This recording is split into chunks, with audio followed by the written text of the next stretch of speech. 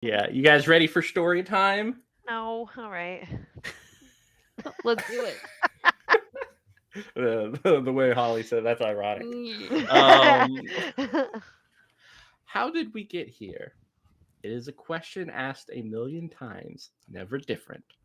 I know that this is the way it is now, but it was not always like this. I remember what it was like before, only barely. Scared to see a familiar face that stops you in stride.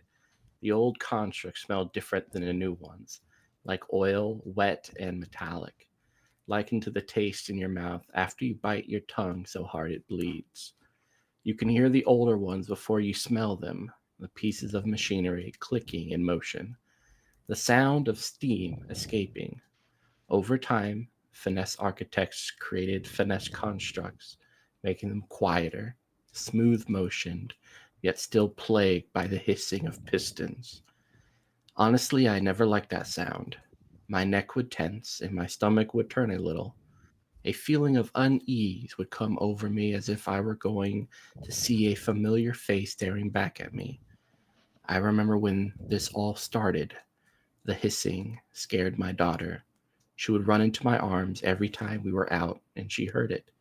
It became a warning for her. I was one of the few who had a natural conception. The whole town was invested in her birth, the first birth in decades. A late in life conception for a person of my age. Her father's greatest achievement, my pride and joy. Beautiful golden hair and deep amber eyes, the tiniest frame, and a smile that would have given life even to the coldest of corpses. A clumsy kid who was perfectly average. Katya was our beacon of hope. She had given everyone a moment of reprieve in all the chaos. She was celebrated by everyone every summer around her birthday. It was always something small, but it was the only sense of community we had ever had, and it was all because of her. She grew to the age of 19 and became one of the finessed constructs 2 days later. Perfected in every way, strong, agile, and patient. She takes care of me and her father now, and though the hope Katya provided is extinguished, I no longer live in the fear of seeing someone I know. I want to see her every day when she looks at me. I know she recognizes who we are. She knows us, even if the architects say it's impossible. Arlo and I have grown to love the smell of heated oil and metal. It is the only solace we find in the desolation that is humanity's current plight. My stomach no longer turns at the approaching sounds. I find comfort in the hissing. If I have her till I die, I'll have her forever. And that was one of the ephemera written by Holly. Yeah. Oh, Holly. Great job. That's awesome. That's really good. As soon as you started, I was like, "Oh, Mitch." You think I wasn't going to read one of yours? I didn't think that you would. I'm sorry. I was hoping you wouldn't. No. Oh my gosh. All right. Here Oh man. before and during the end of the year, uh, little snowflakes, tiny white dots fall from the sky like freckles upon the earth. They cling to the trees, devoid of the leaves that once ripened with a fiery color, uh, reminiscent of a dawn. In between these log houses, stretched out across this dinner table, fine apples, breads, some vegetables and corn, as individuals poked at their meals. A chair, two of them actually, are empty. One of the coven, as I'm going to call them, no longer present at dinner.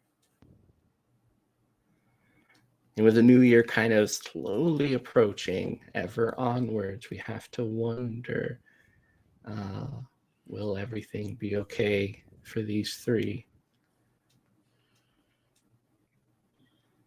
And so we go back to our architect and our technophant who are at the table. All you hear are the smacking of lips and swallowing as people gaze at their own food, every now and then taking a slight glance towards you two.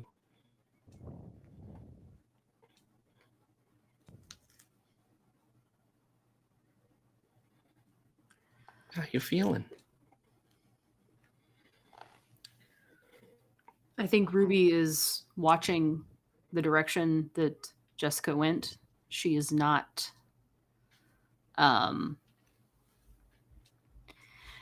she's very concerned to have her leave her side at all, but knows that there's no way they're going to let all of them go in one sort of fell swoop. So she is occasionally glancing up at Murph, looking back down at her plate, moving the stuff around on her plate, clicking her fork around, cutting things up, but not eating a bite, and just watching, waiting for something to happen. She's tensed, her shoulders are locked up, she's ready to jump or move or do anything.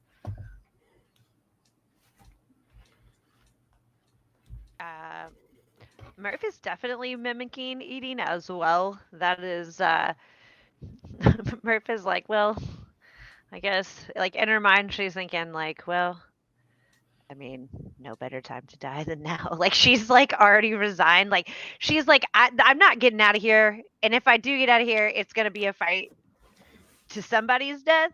And she's like, I'm not exactly like strong or tough. And so she's thinking, like, and then she's like, kind of like humming a little song that, like, her and Ginger would sing, like kind of not like sing loudly or anything, just kind of hum back and forth or whatever. And so she's like kind of humming it really quietly to herself, trying to self-soothe. And Can it be what is it? The turtles happy together? yeah, I can be that. Mhm. Yes. And I'm just like, and I, and she isn't looking around at all. Actually, she's like pretty like focused. She is just staring at her plate, like deep, deep in thought. And she looks up and kind of like turns and like looks at Ruby and then goes right back down and does it one more time. And she kind of leans over to Ruby and is like, do you think that she found her? I just want to see her one more time. There'll be plenty of times to see her. We're going to make it out of this.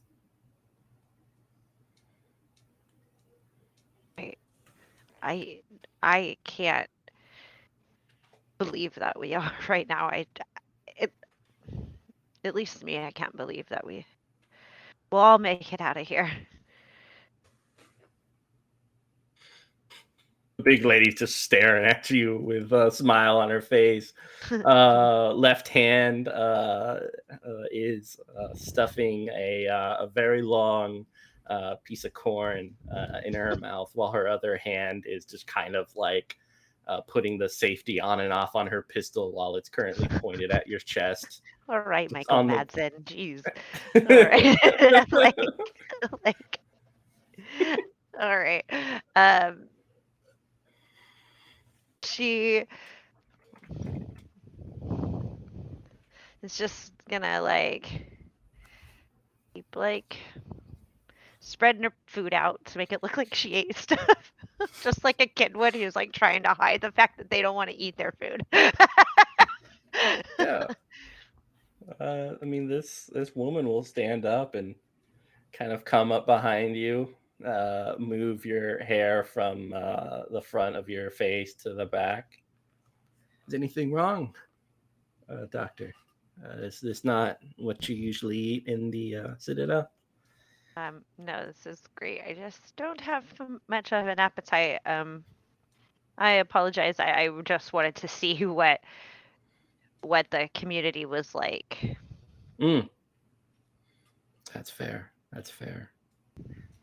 Though, to be honest, more weight might help you. Oh, well,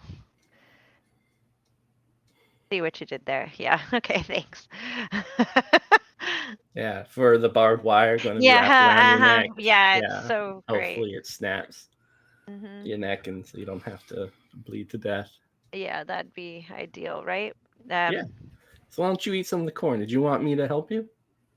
I was actually gonna offer it to you since it's your favorite thing. You were really looking forward to it tonight. You're going to offer yourself up to me? No, no, the corn. I've never had that happen before, but I guess I could take that opportunity. I mean, if we just wanted to skip the asking and the voting and such like that and No, I go meant straight. like the corn. No, I'm fine. Oh, okay. Yeah. I Well, don't thank want to get you. too filled up.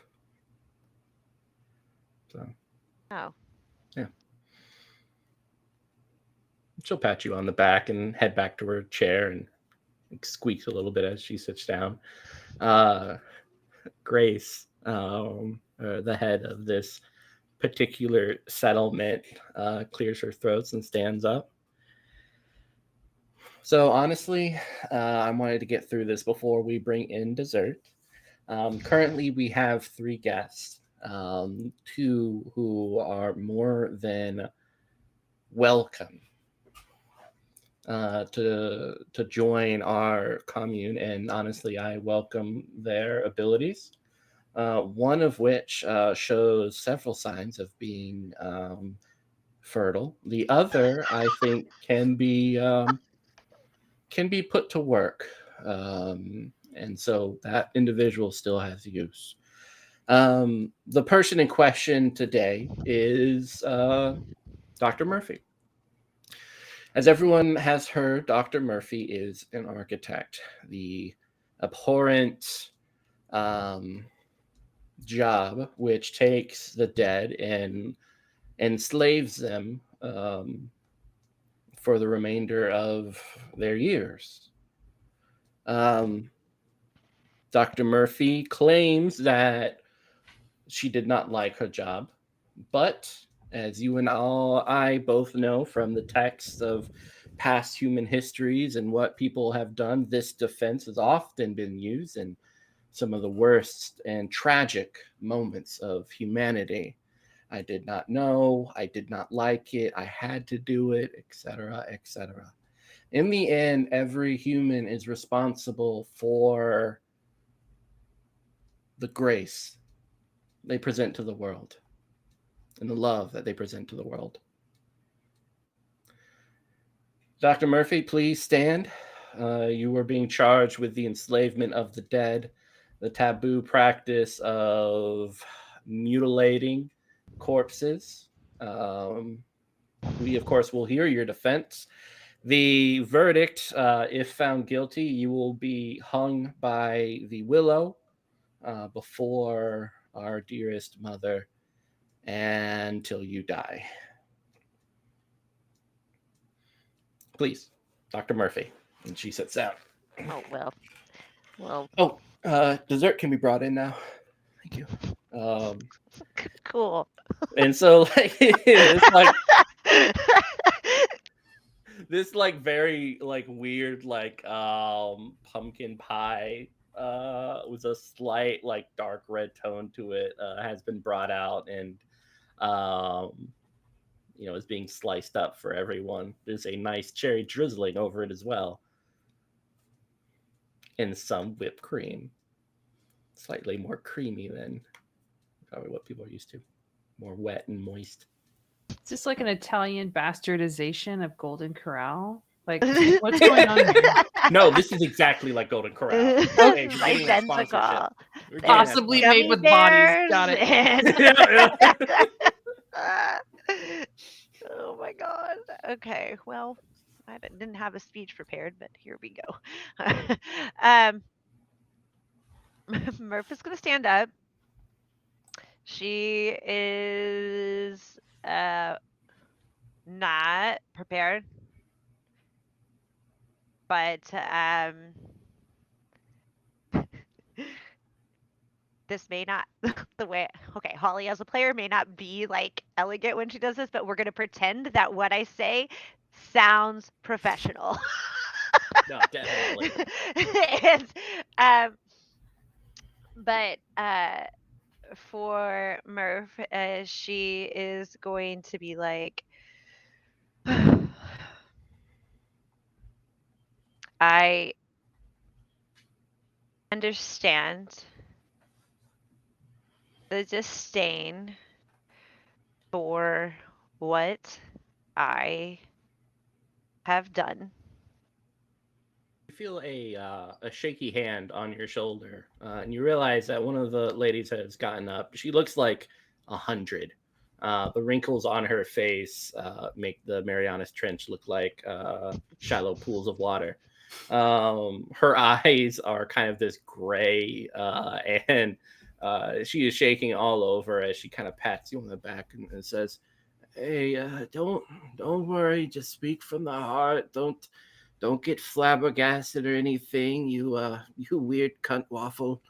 And just like pats you on the back before Well, sitting down. she I'm must going be to vote to British. hang you anyway, so it might as well be whatever and nice. She sits down back and starts eating pumpkin pie, and everyone just continues to look at you. um, okay. Um, she Merv continues. She just says, "Well, thank you, I guess," and continues and says, "I did my job because I was smart enough to do it. I had a child and two wives to support. Um,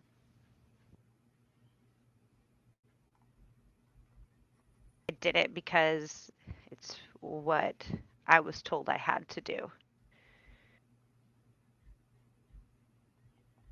and I take no pleasure in being able to do what I do. I mean, in fact, I am actually was supposed to be up for review because I have been having issues at work. Um,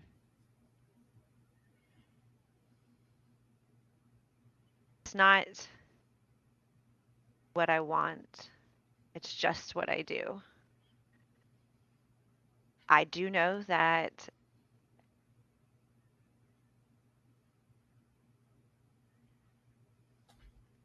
I did what I did to survive, and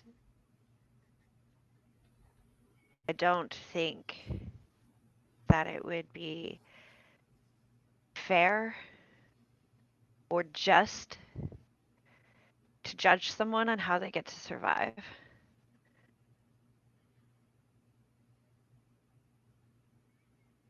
I am sorry. I can be of use. My wives and I are just looking for our daughter.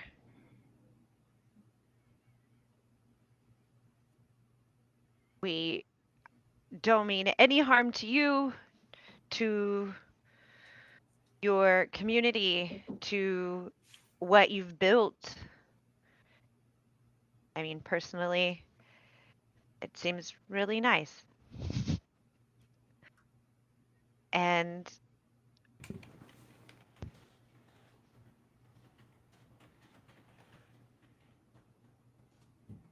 I can help, possibly. I don't know if you could find value in that. Maybe my life would be worth something if I could help you. But I hope that you can find forgiveness for the atrocities I know that I've committed. And Murph is just like, oh my God, stop talking. And like inside her brain, and is like, I just sit down. Could I say a few things? Not quite as eloquent as Murph. Um, Well, first let's formalize what the defendant has said. They said they are sorry. Um, that really has no. I guess that doesn't change the verdict. A lot of people are usually sorry and only sorry when consequences come. Second off, they feel bad. Once again, consequences. Third, they had to do it, which feels like an echo. Um, Sadly, that can never be justification for yeah, an the things echo, that they right? do. That's exactly what it is, isn't it? And isn't that exactly what you're doing here? What about with all those constructs you've got that perform sexual acts on people, that help you make these little babies, these little men that you're using to make babies here? That's what you need to do to survive? How is what Murph did any different than what you're doing here? It helps keep society going, doesn't it? Are you, just so very clear, are you trying to argue the cultural customs of this town without knowing anything about it after the night by which you have graciously accepted our accommodations? And it seems like here you stand um, trying to, I think, I think this is what you're trying to do. You're trying to save Dr. Murphy. Understandable. That's why we like you. You're a compassionate person. Um, but I would be very careful with the things that you say because you are a worthy individual that should be with us Worthy of what? to be a part of this community. Getting fucked by constructs? Is that what you want me to do? You want me No. to lay down and take it from a fucking construct? I've never taken it from a man in my life, and I won't after they've been turned into some automaton you've created. And on top of that, no, I won't watch what I say. I'll say what the hell I want to say, and I'll fight my way out of here if I have to. And you won't take Murph, and you'll give me back my daughter and my other wife as well, and we will get out of here. I don't like this. It's fucked up. You're all fucked up. This whole place is fucked up.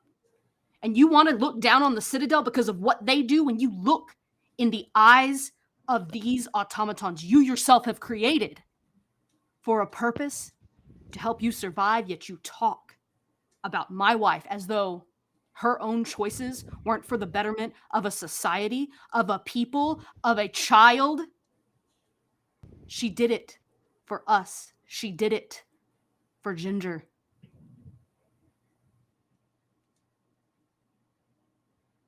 It's like an awkward pause as everyone's finishing their pumpkin pie.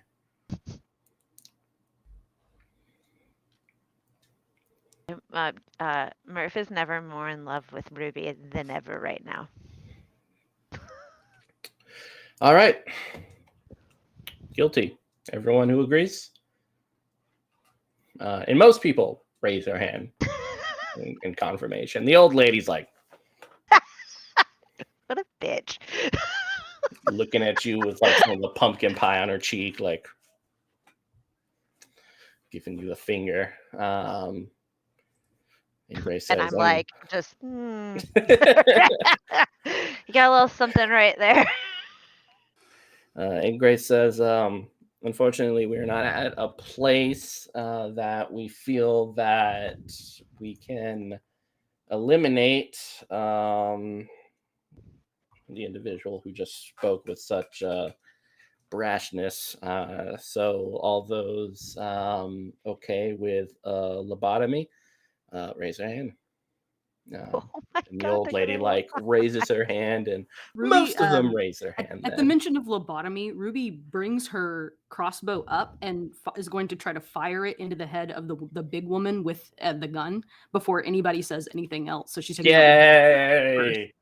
All right, we're gonna pause there, but go ahead and make your play, and No. go over to Jessica. Jessica, what I- happened last time?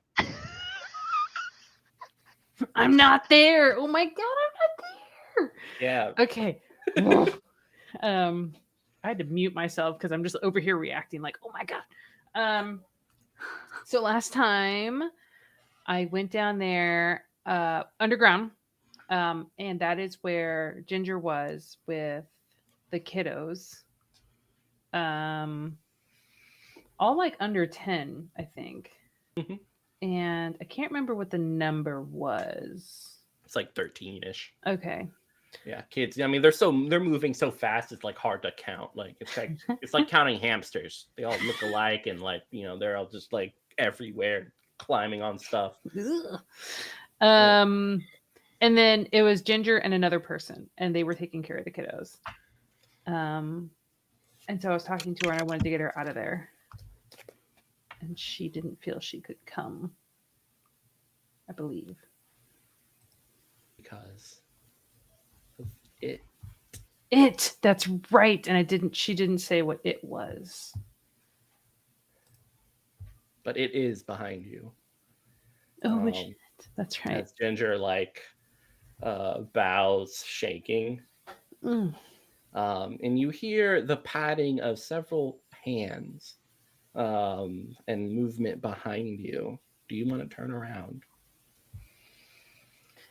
Does Ginger look scared? Yes. Even the kids have all like they've went so far, they went beyond kneeling. They are laying on the ground face down as if worshiping a god and too afraid to look upon its face. Is it between me and the out? Yep. Fuck. Okay. So can't run. So yeah, I I mean, it gotta might like it if you did. error with all those hands. Yeah. Yeah, I'm gonna put myself. I'm gonna put myself between it and Ginger, and I'm gonna look.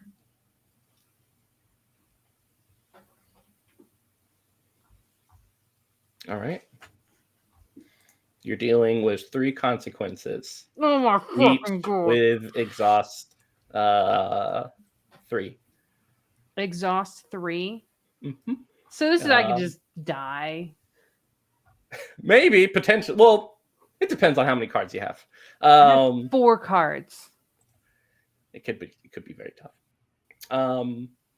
Firmness is the Okay. let's go. I'm fucked. I don't have any hearts. All right. She phone a friend. Like Okay, let's see what I can do here. And I don't have 2. I'm trained in it, but I don't have 2 cards that equal 8.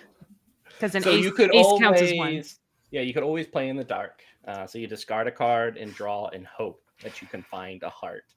Okay. And so yeah, That's if you're trained in it, that means you get to do it twice. Okay, that's what I'm gonna do. So I'm gonna discard a card.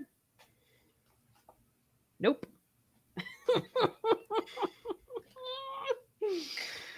Okay, I'll try one more time. Joker. There we go. 1 success. So you only have to deal with 2. All right. So the first Only consequence: discard 3 cards from your hand randomly. I only have 3. All right. Well, that's good. That means you don't take any trauma from that. The Yep. second consequence is 3 exhaustion, but even if there's like multiple cards that you would need to draw, you don't take 3 trauma. So it's only ever 1 trauma per consequence. So for this, you only take 1 consequence because you can't discard any more cards and put it in your flesh. Okay. So where are you at flesh-wise? I'm at. That was just 1 trauma. Yeah, oh, that's perfect. See? You're fine. I'm gonna. Okay. I'm gonna ask. I'm sure I'm clearly traumatized, so what I'm looking at is probably horrifying. I'm gonna ask under my breath as best I can to Ginger if she still has her walkie-talkie. And to call Mom. So before you, like, it's obvious that it's an aberrant construct. hand skin kind of stretched over this millipede-like body and frame. You could see the spinal column moving from its back and twitching every now and then, with little bits of bone just kind of sticking out of it. Um, it has been sewn together so many times that its skin looks like a quilt, a lovely little quilt. Its face is actually four faces, each one taken from a different type of creature or being or whatever. It's humanoid in form, but it seems so alien in your mind that it must have had some alterations done with it. And when it speaks, these faces split apart to form like these little fingers, bone like fingers that look like it's supposed to be its teeth. If you rip the skin off of every little finger and attached it to the flesh, the tongue itself looks like two hands sewn together, kind of licking and grasping on and kind of moving pieces of flesh from in between its dagger like teeth. It doesn't seem to have eyes. Each one of these orifices are sewn shut. And even from your vantage point, it seems to go on for a while, maybe measuring to several meters long. The thickness of this thing is like a large cow, with the weight of something that could easily crush you if it decided to just lay on you. There are in front of it several sucking noises, just kind of as you see little infants, babies, being held aloft by these hands um, as it breastfeeds them. And there's about 10 of these little babies being breastfed by this entity, this thing, which stares down at you with um, an apathy that you can kind of realize that whatever argument you might have against this thing, that the way your mind works is vastly different to the way this thing works. This is your coming to Jesus moment, and Jesus looks weird. Yeah, that ain't the Jesus I know of. Oh, really? That's God. mine. I don't. I was What like, Bible are you it reading? might be mine. Yeah, it's like a biblical, like one of those biblical angels, but like this is like Yeah. a biblical Are they human human centipede. babies? Don't be afraid. Right? Are these human babies? Yeah. Yeah, Okay. nursing on, I don't know, A cow millipede. udders. Great. I great, mean, they're great. human breasts, Oh, Okay. just kind of sewn in and Mhm. stacked all on the inner part of this millipede. to become The human stack. teats. I Yep. think Yeah. I think once you get past Cool, 4, they're cool. teats. Cool. Oh, yeah, that's fair. I mean, we haven't tried yet, right? I mean, we have the foundation from those movies, but no one has really tried. Blah. Okay, Cool. awesome. Um, what? So it makes a sound at me. Is it like looking to attack me? What is it? Is it just looking at me like, what are you doing down here? Two hands, and then another two will reach out, and they're quite long. It looks like about three arms stitched to each other, so they have like a very long reach as they just kind of unfold from its like skin and move towards your face. Very slowly, trying not to scare you, as if it was trying to pet a deer or a doe. No, no, absolutely not. Jessica is gonna be. I did not enthusiastically consent to this, and she, continues to kind of like, how the mom reach around. Oh my god, reach across. The mom. I mean, how do you stay in a marriage this long? Anyway, You do the mom. um, so anyway, Oh. she's going to kind of like back Please. up and take Ginger with her, and then like if any kids just happen to be caught in that as well, like that in her cone of influence over there. So just sort of backing up, and this is. Am I backing deeper into this cave? Is that what's happening? You're backing deeper into the playroom. You can feel your feet on the soft, like tile maps of different colors. Okay. Into this little like playroom / prison. So I'm backing up against a wall. Is what's happening? In a cage of sorts, because there is no entrance other than the one that you're backing out from. No other. So I have to go past. I have to somehow get past this thing to get out. Mm-hmm. Okay. And they referred to this thing as she, right? Yeah, kind of nebulous, like you would like people generally call God like he or something like that. Like Capital it's S. like yeah, it's obvious like no one knows what the hell. Okay. I'm assuming it just keeps walking towards me. Crawling. Yeah, scuttling. Yeah. A little bit, yeah. It looks like its hands just kind of lift up its back end and it drags it forward.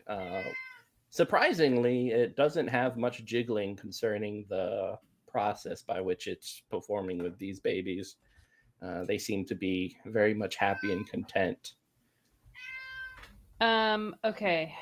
I'm gonna try and talk to her. And I'm gonna be as deferential as I can. Seems like the move. Right. Yeah, when you've got like 6-foot arms coming at you. Okay, so I'm gonna say, or I'm gonna ask, Ginger, does she speak?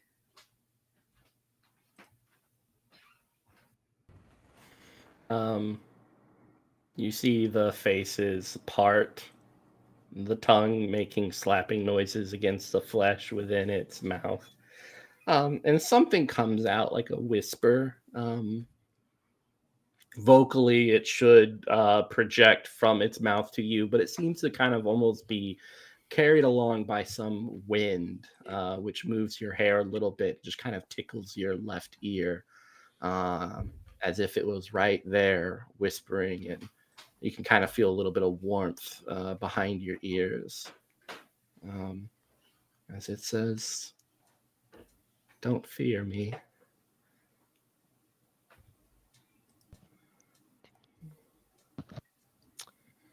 How is it that my daughter has been serving you? The little ones. She's my little one. Sympathy. Can I, mother to mother, I want to take her home.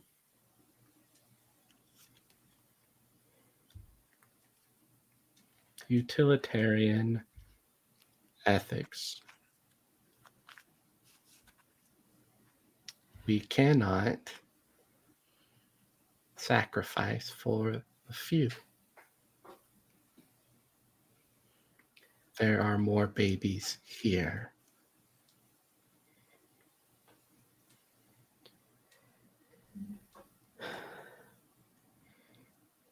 Can what could she be replaced with another village member? By whom? Of Grace? equal value? No. Grace?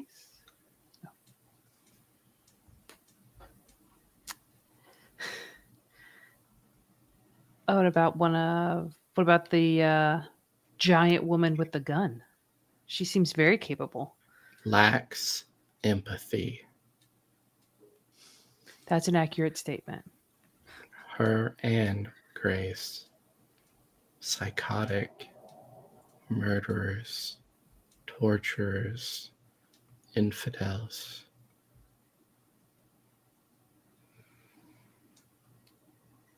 I think they're trying to kill my wives as well. Unnecessary. They seem to revere you. Can you get them to stop?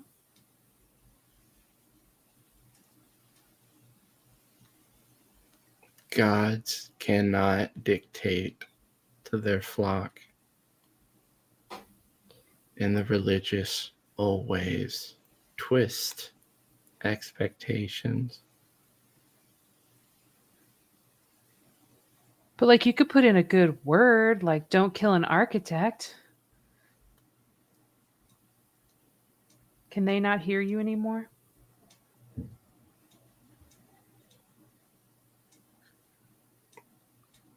They hear words but do not listen. Does Ginger listen? Ginger has what they lack: empathy.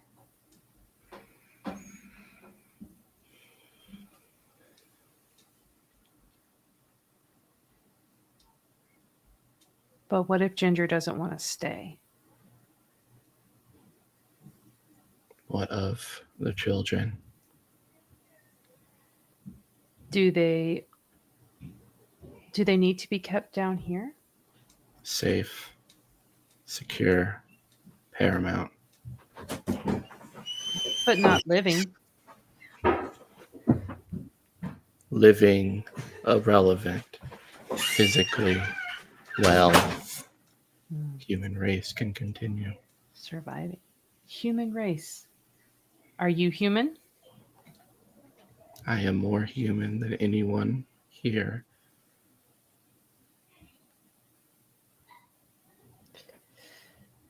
Kelly really wants to say something. Kelly wants Do it. Kelly Do wants it. to say, Do is it. she more human because she's made of more humans? She More does have more human nipples than than us, human. so She I think that does. makes I'm them sorry. more I'm human. so Yeah. sorry. Like I couldn't Because hold that she was in. programmed that way, yo. Ah! Okay. Who programmed that? Okay. Sorry. I can let me reprogram. Yeah. Yeah, let me. I need to mentally get back into having like 20 nipples and lots of Yeah. arms. Okay, let's do this. Okay. What happens if someone doesn't want to take care of the children and they try to leave?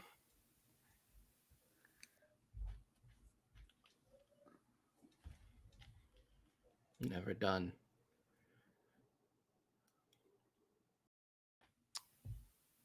Would you let them try? If I'm allowed to understand. Allowed to understand why they want to leave? If you're a good mother.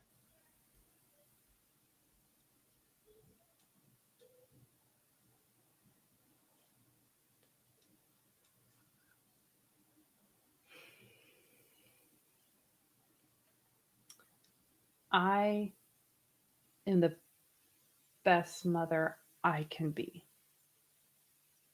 I wish to see. Approach.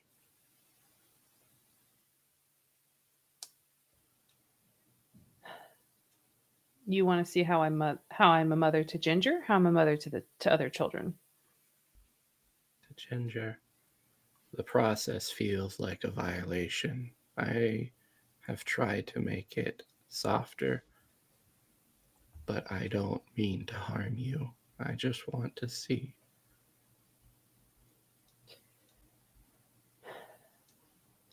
You have to. And she just turns to Ginger. And is Ginger still wearing her uniform from little soldier uniform or anything like it? Yeah, like it's like pieces of it, and they have put like a white robe over it. Okay. But yeah, you can definitely see pieces of it. Okay. So she's going to touch or grasp or pull on some of her soldier uniform. You have to let them make their own decisions. And then she's going to grab Ginger's hand and find the one painted nail that is definitely still there, a little bit chipped and worse for wear, but it's still there. This teal blue. And then she's going to say, but make sure that they remember that they can always come home and you will always support them. Yeah, Ginger smiles at you. And you feel a arm on your shoulder as this thing has placed an arm on you.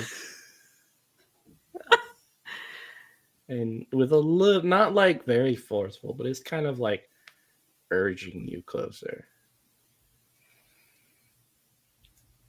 I'll start going towards her and motioning to Ginger to stay. Like, Yeah, Ginger just looking at you in this thing, like mother to mother.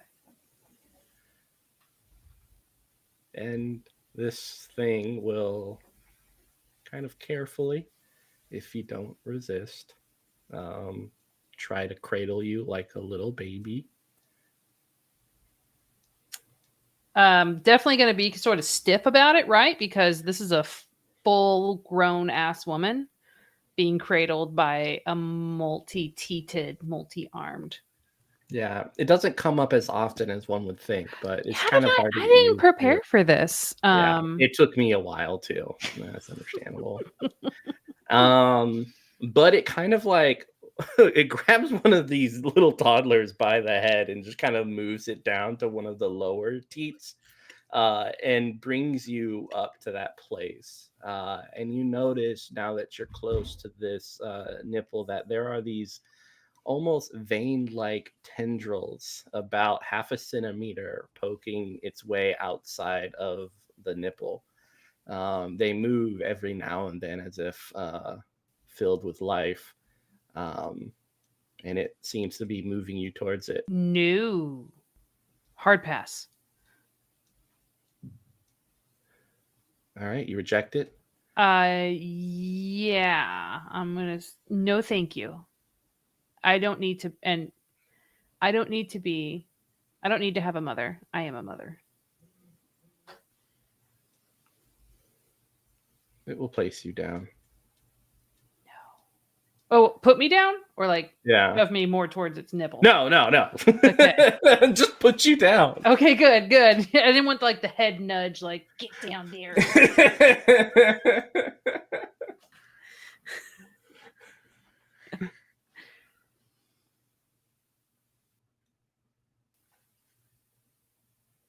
And it'll just scurry away.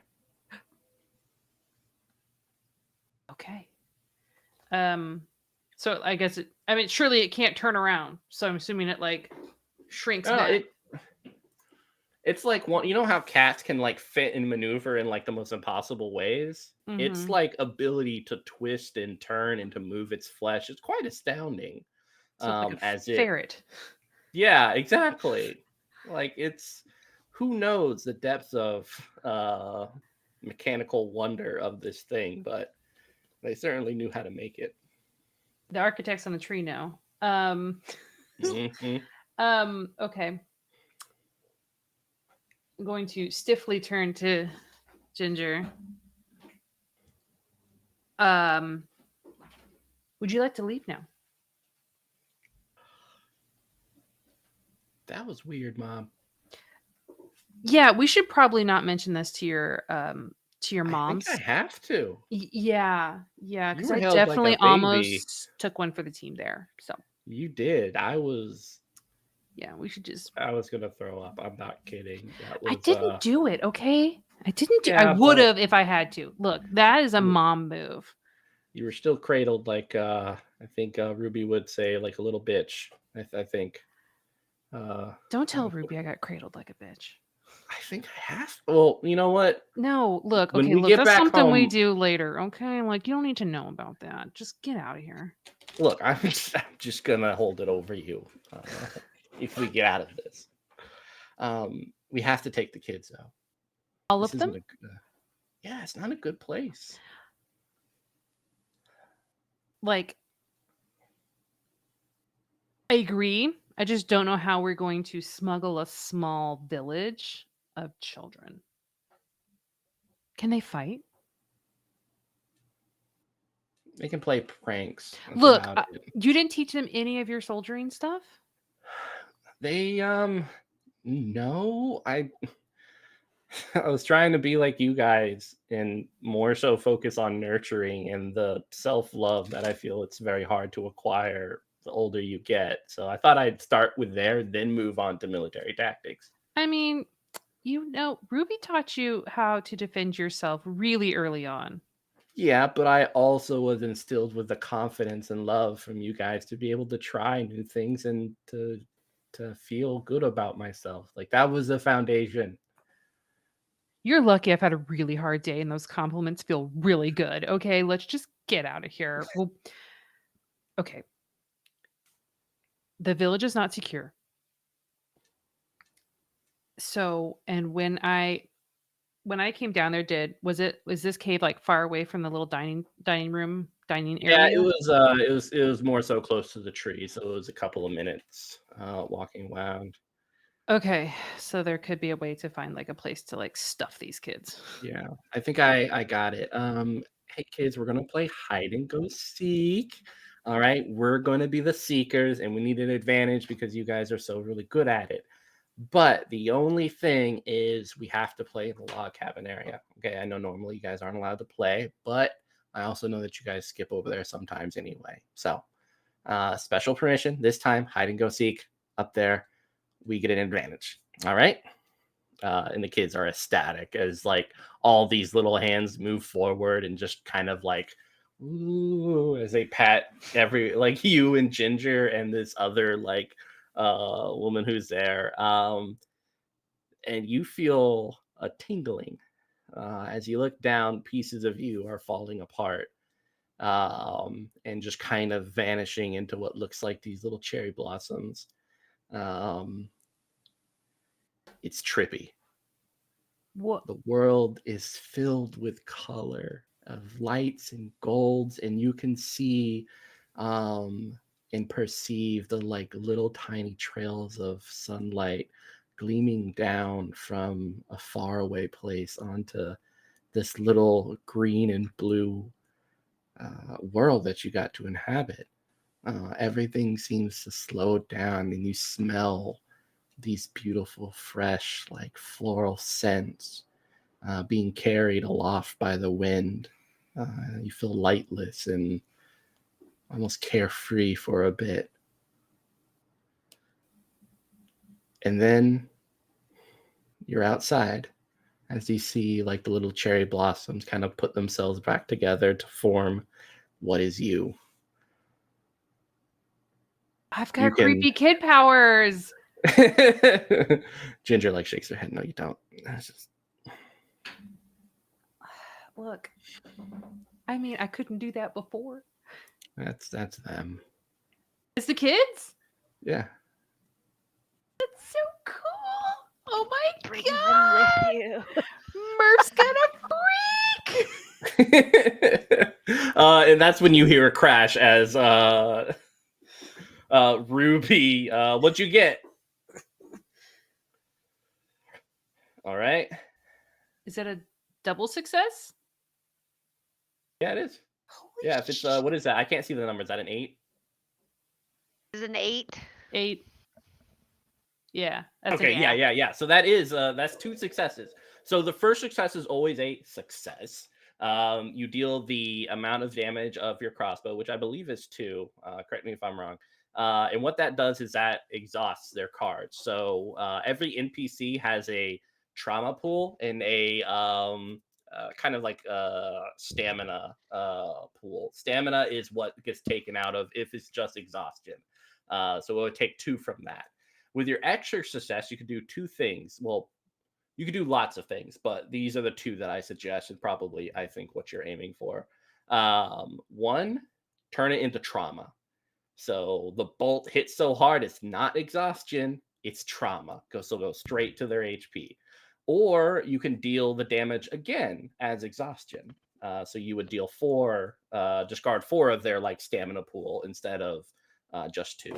So yeah, up to you.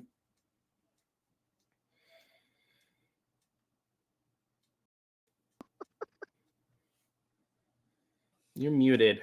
Muted, friend. We can't hear Mama Polycule. So I'm assuming she's a big lady, so she must have a lot of stamina, a lot of HP.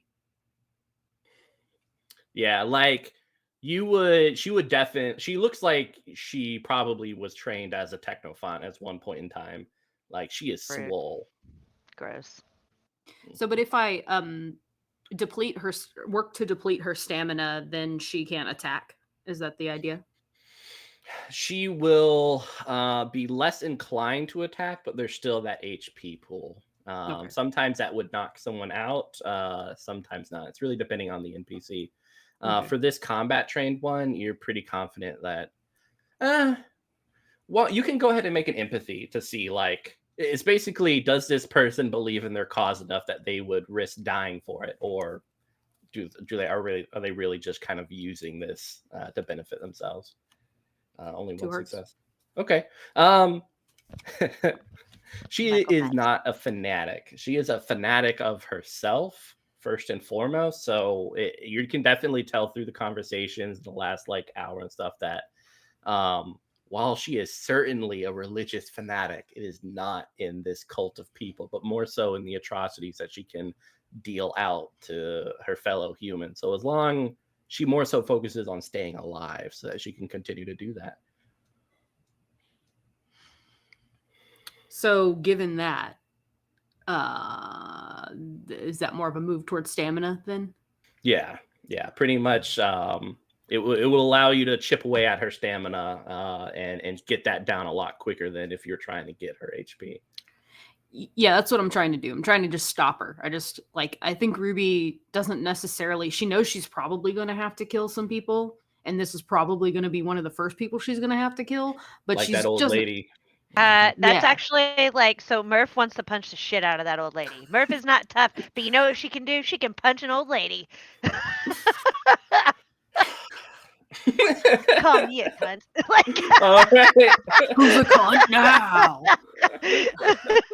like, All right. So the crossbow shoots out, nailing this woman as she falls backwards, kind of rolling back from the chair through the mud, and she whips her hair back as she rolls up in like the superhero pose, with her left hand on the holster.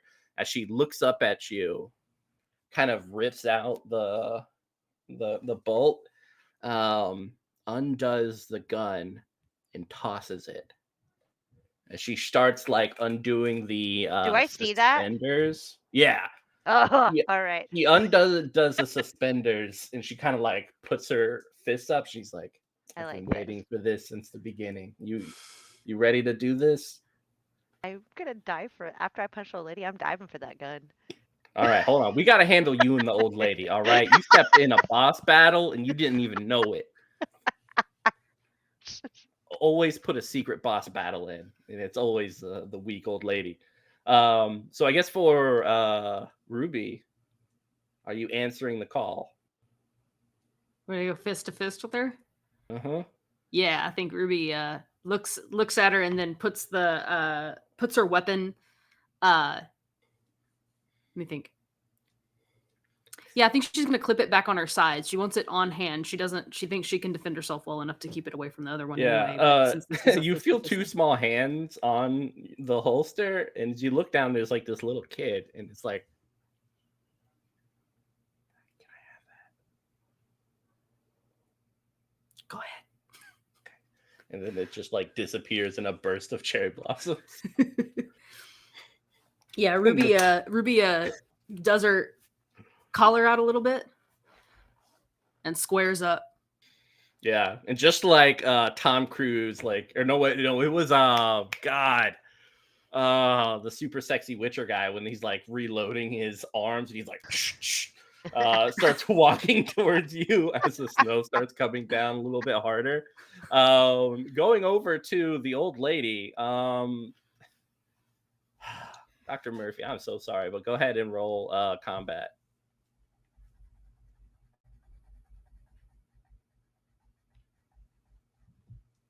I just need 7, right? You need 8 for a success or a diamond. Oh God. Okay. Uh. Okay. No, I can't do that. Oh no. Well, I'm not gonna succeed. I don't think. Yep. Sorry. I don't have any diamonds. It's like the one thing I don't have. So you came up on this old woman. She's oh, if you don't let me punch this old lady, Mitch. Look. I'll let you punch the old lady, okay? She gets I don't have punched. to don't want to hurt her. I just want to be like, you're a jerk. Like, Yeah. She looks down at her pumpkin pie and she puts the fork back into it. As she takes off her robe. oh God. And she's not wearing anything underneath it as she cracks her knuckles. It's the best way to fight somebody. Yeah. And she's gonna kick you. Oh God. All So right. you're dealing with 1 consequence with 1 exhaustion. Oh my God. It's Okay. just 1 exhaustion? Jeez. It's in it's in steel, right? Yeah, if you can use athletics or combat to dodge. I will also accept dexterity. Oh, okay. I'd like that much Yeah. more. All right, yeah. You dodge as she tries to unblock you with that movie, and she just tries to knee you right in the face. Yes. And you dodge out of the way, and so now you have this old woman kind of approaching you like the Reaper getting ready to twist and mess you up. Jessica, next to you, this little kid hands you this crossbow bolt. It's like, I'm not allowed to shoot things anymore. Anymore. And then it's that same little girl with the brown hair and brown eyes. You recognize that crossbow, though, I Nonsense. bet. Mm-hmm. It probably has a little bluebird on it.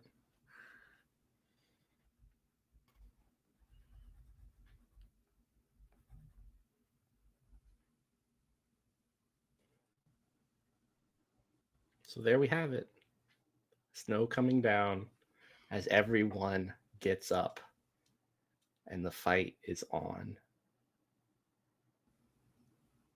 But we're going to go back a little bit here and now to our first moment back in time to when things were a little bit easier. Less grandmas kicking the shit out of Dr. Murphy. Vanity arms, vanity arms. So who wants to create the first moment?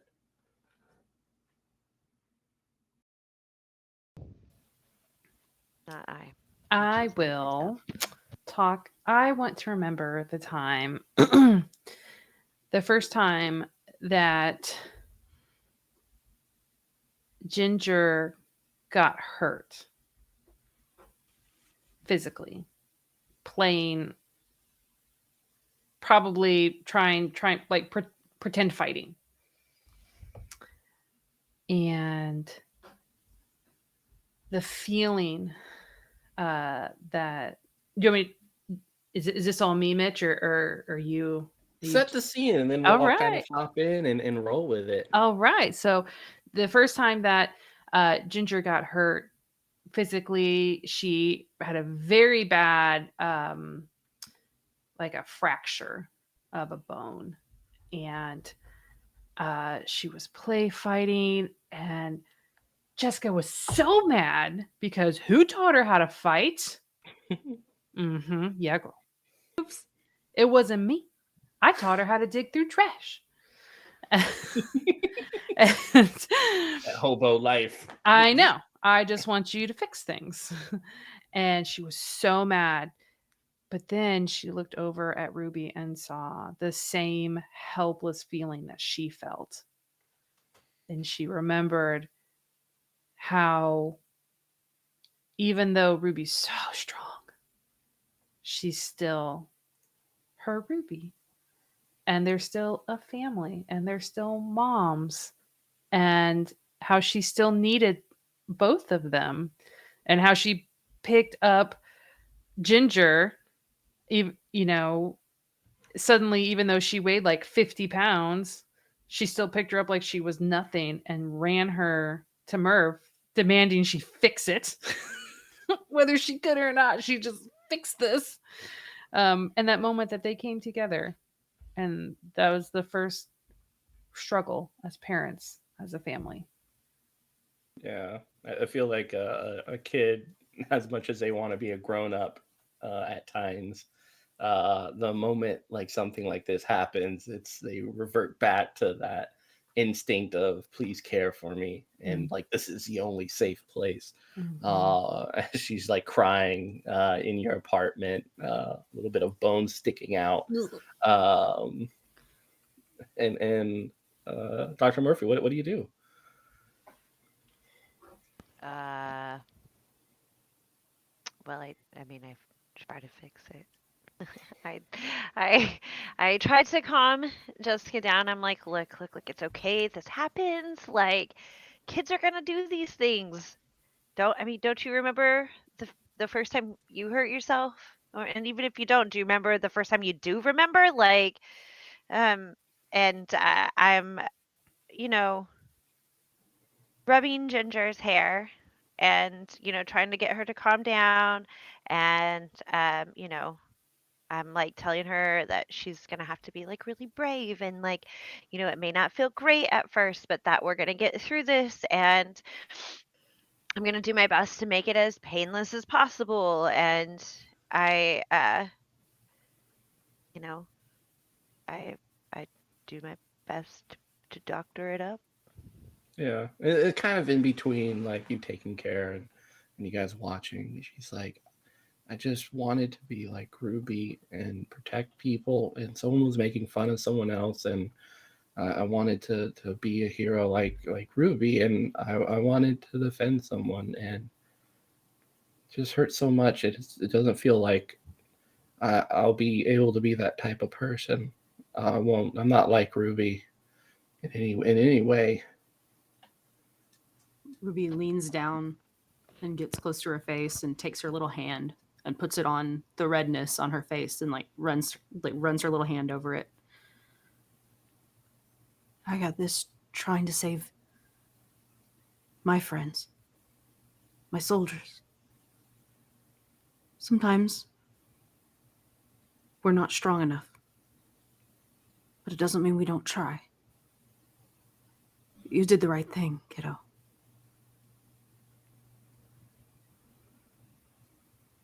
And I kind of like echo on the back end of that.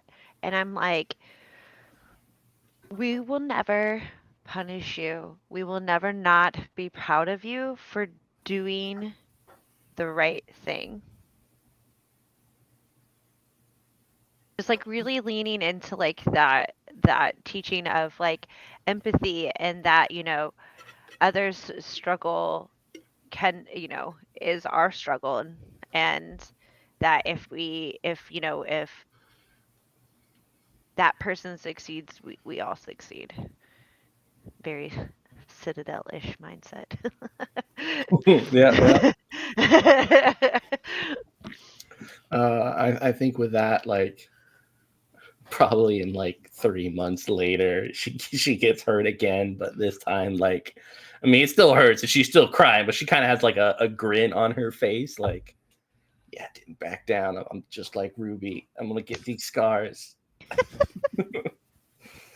And I like do my very best to make sure there's like no scars. Like it's like the China sutures you've ever seen. The like Yeah. best like I'm like, no, let's like Yeah, she's not happy about that, but we can't have whatever. everything we want, okay, honey?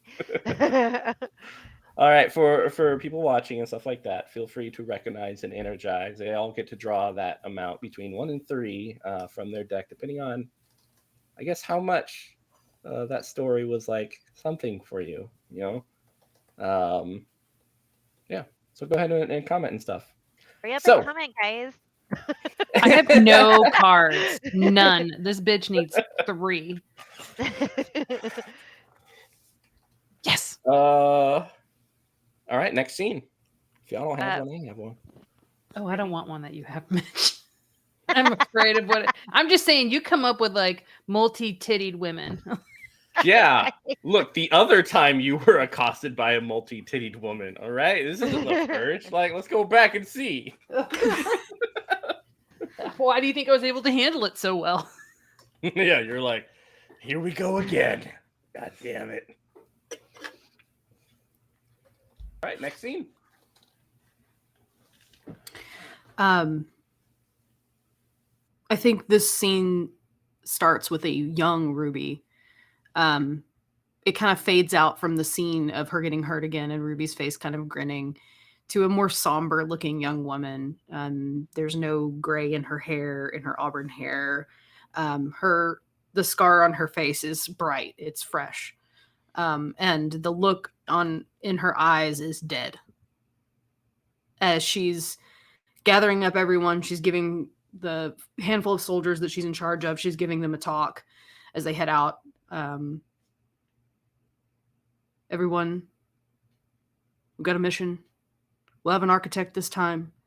So I hear there's a bit of a ruckus down near the junkyards. We're heading that direction just to do a patrol. Last week, I don't know, some locals were down there causing a scene. So stay on guard. Keep your eyes open and watch each other's sixes, right? One of them's like, yeah. And she looks like up at the sky, judging the time. Now where's that architect? Here comes that architect. Is it the architect I think it is? It is. um, at this point, Murph is also pretty young.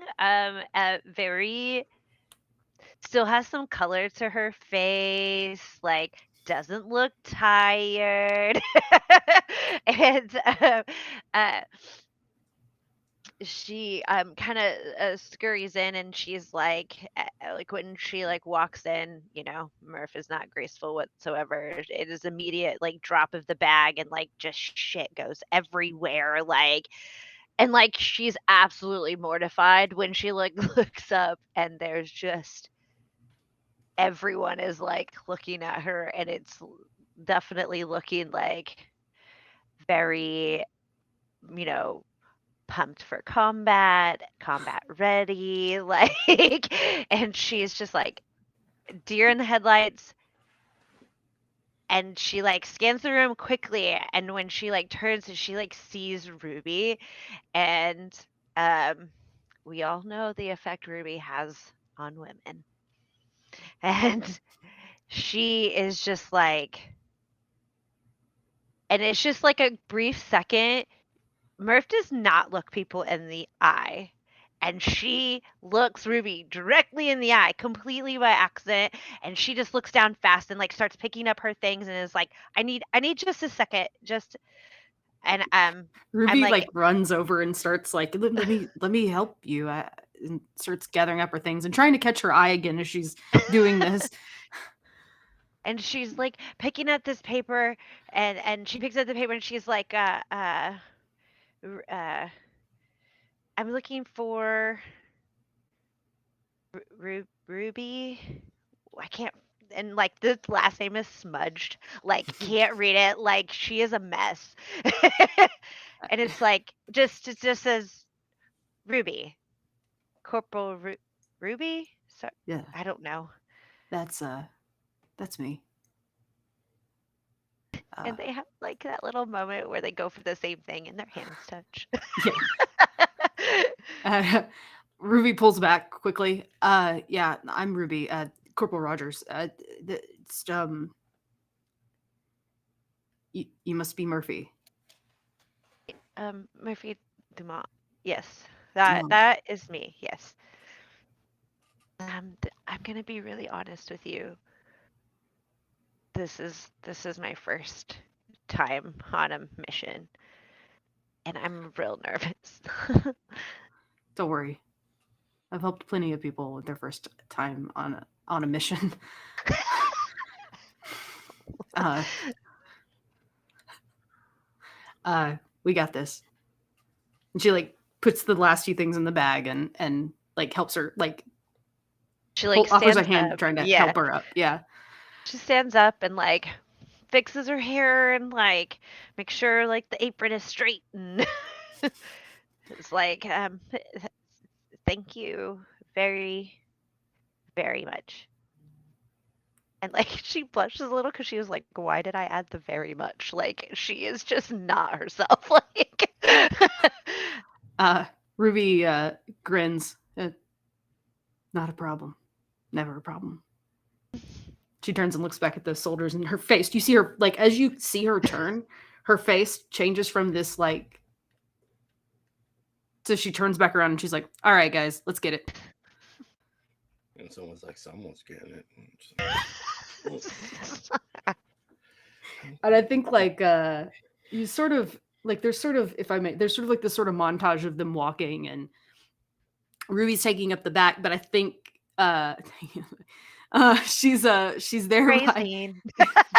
yeah, she's got like she's kind of with slightly in front of her got Murph, and they're talking, and she's watching and looking around, and the soldiers are moving ahead, and they as they start to head towards that sort of junkyard area where I imagine there's piles of things everywhere, and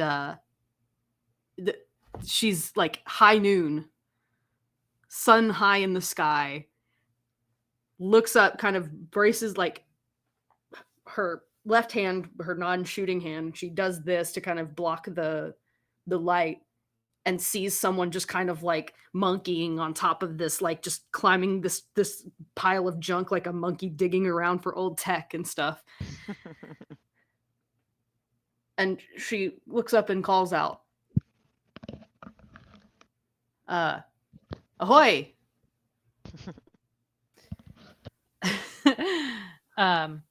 Jess will pop up from wherever she was, kind of crouched down, with her most recent project in her arm. She's working on a drone that can shoot, and she's got her drone in one hand, and like you can see sort of like a weapon gun thing in the other. And she's, oi, Going all right out here? Have you seen anything concerning? puts down the weapon. You might want to be a little bit more specific. People causing trouble. Other than you, because you look like you might be trouble. Okay, so look, here's the thing, right? And so she like scuttles down and she's like, okay, look, I know you're, and she just, it's like, okay, so you're like weapons expert. So like, I assume, right? And so like, I'm trying to get this to like go on this thing, and she just like unloads up to like how she's trying to make her battle drone Alita. And she's just, it just goes off on like, help me fix this thing.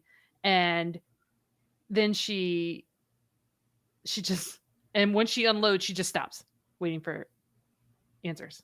Like, how do I do this thing? Like, so this is sort of like an older weapon. I'm not sure if it's going to work. And then like, I'm trying to figure out this, like how to like coordinate this thing. And you've got this architect here. She's like great with circuitry or programming. I mean, I know it's not a former body, but maybe you can still make it work. And she looks at both of you like, yeah, we're going to. I gotta be honest, I know a bit about tech, but weaponry, but I kind of zoned out halfway through. Sorry. Did you catch that? She looks at Murph. And Murph did catch all of it. She's like, yeah. I mean, I can look at the programming. I don't know that right now is the best time. Oh, I mean, we can walk and talk. And I can guide you guys through this area and meet you to. I can take you to some people who might have seen some of the strange things that you're maybe thinking about. And if you'll help me build this thing, I'll cook for you. Eh? I promise it won't be poison. It might be a little bit bad, but I'll try.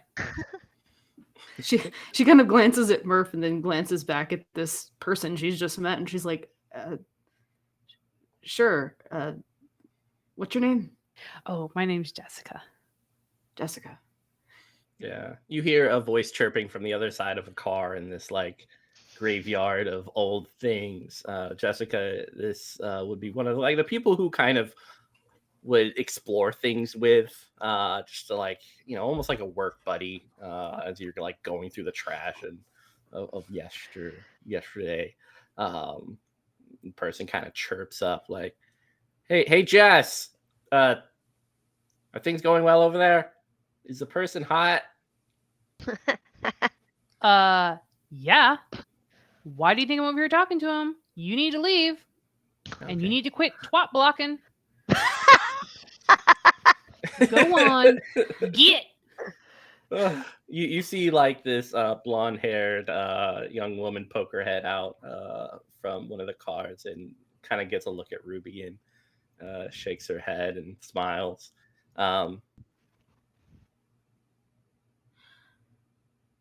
Walks away. You recall that her name was Grace. Oh my god. Ruby looks over at Murph and then looks over at Jessica. We should be done with this around sunset. We could meet at your place. Yeah. We don't really have streets around here, but I can draw you a map. And she takes Ruby's hand and has a marker and draws it on. We're right Ruby, here, and I'm over here. Mark. all right. We'll be there, right, Murph? Uh, oh, that was also to me. Oh, Yes. yeah, I am happy to help. Like Murph is oblivious because she is not necessarily a person that only has eyes for one person, but she definitely is like, I just met this really beautiful soldier, like, and Yeah. and she's like, oh, this person is so cute. Look how cute and Y2K they look. And it's like, Yeah. and she like sees the bracelets and she's like in love with the whole like vibe that she's giving, but she's pretty oblivious. That's Yeah. One of the That soldiers like yeah. puts a notch on the back of their armor, adding to the ruby pool. Um, the Ruby harem. yeah, it's another one slayed. Yeah, I think that this kind of then you kind of see them walk. I think that's kind of it for like but this is just their first ever meeting, and this as you kind of walk away, you see Ruby's got this kind of goofy look on her face, like, what the fuck just happened? I just met like two beautiful women, and I don't know what the fuck to do. Slay them both. Yeah, your lieutenant's like, I guess, handle with care. You, yeah, that's what I'll say. They definitely can't throw them around like with the rest of us. Like, trying to make this not awkward. Anyway, shoot your shot. Oh God, that's bad. Never. Are we supposed to do some fighting or whatever? I always shoot my shot, and I never fucking miss. I mean, that's not true, but I see what you're getting. When have I ever missed? Name one time. I mean, I can't remember it now, but I'm pretty sure you've missed once. All right, not get into it. We all know what we're really talking about, I think. And some of the other soldiers shaking their head in the background. All right. So the final scene.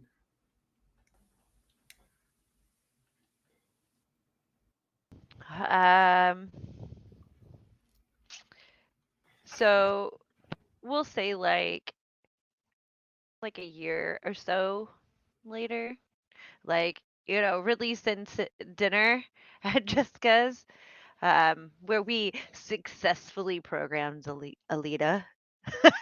and um, we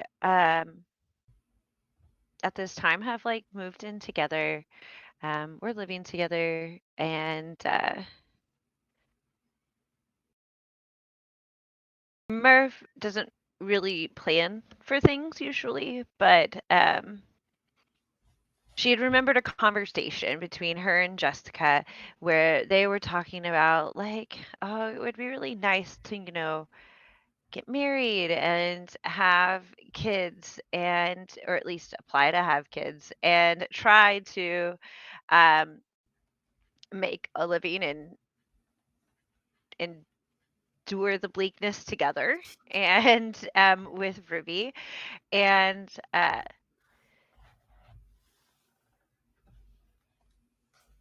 she was there. Murph is sitting in their apartment, like getting ready, and is kind of like just looks over at Ruby and Jessica. I imagine Jessica's like making coffee, and Ruby's like pacing by the window. I don't know, doing Ruby things, and and we're all like, Just skulking. right. I'm like, okay, um, Doing squats, high presses. kettlebell, like, Deadlifts. you know, and Murph just is like, what if I just take, like, what if I don't go in today? And we just, like, get married?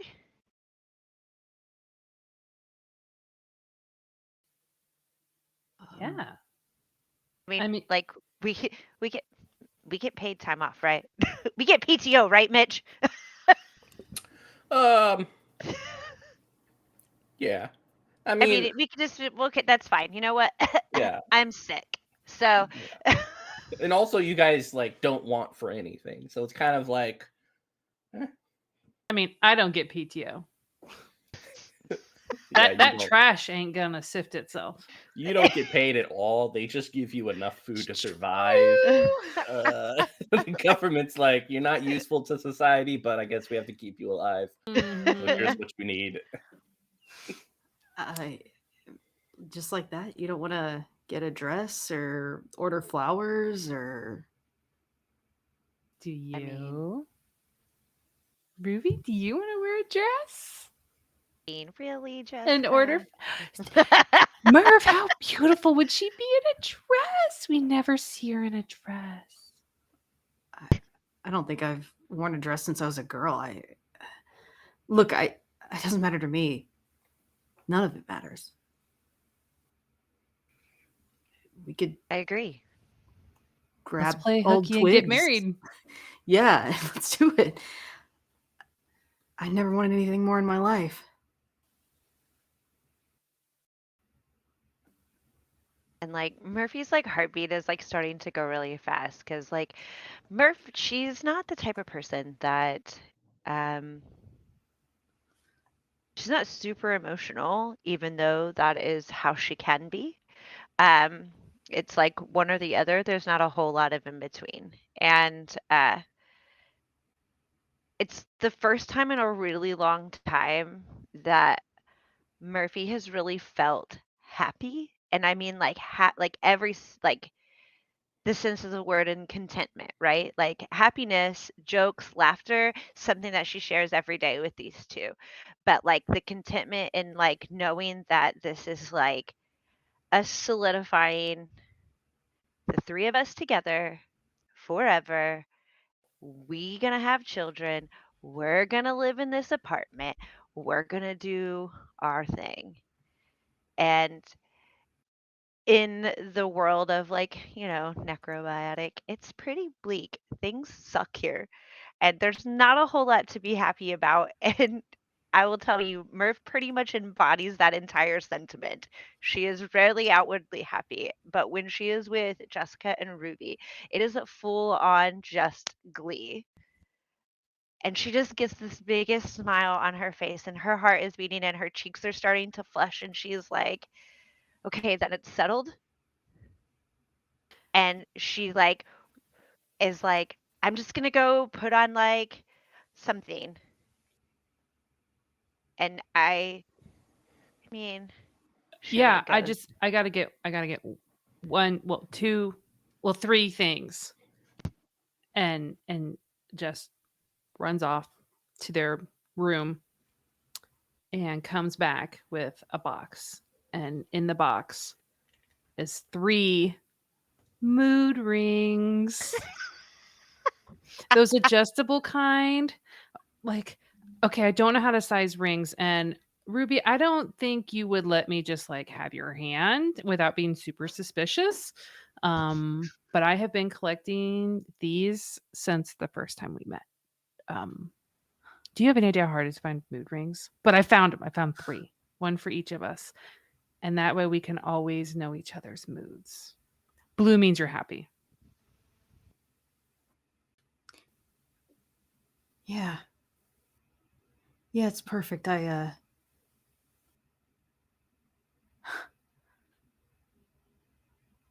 Wow.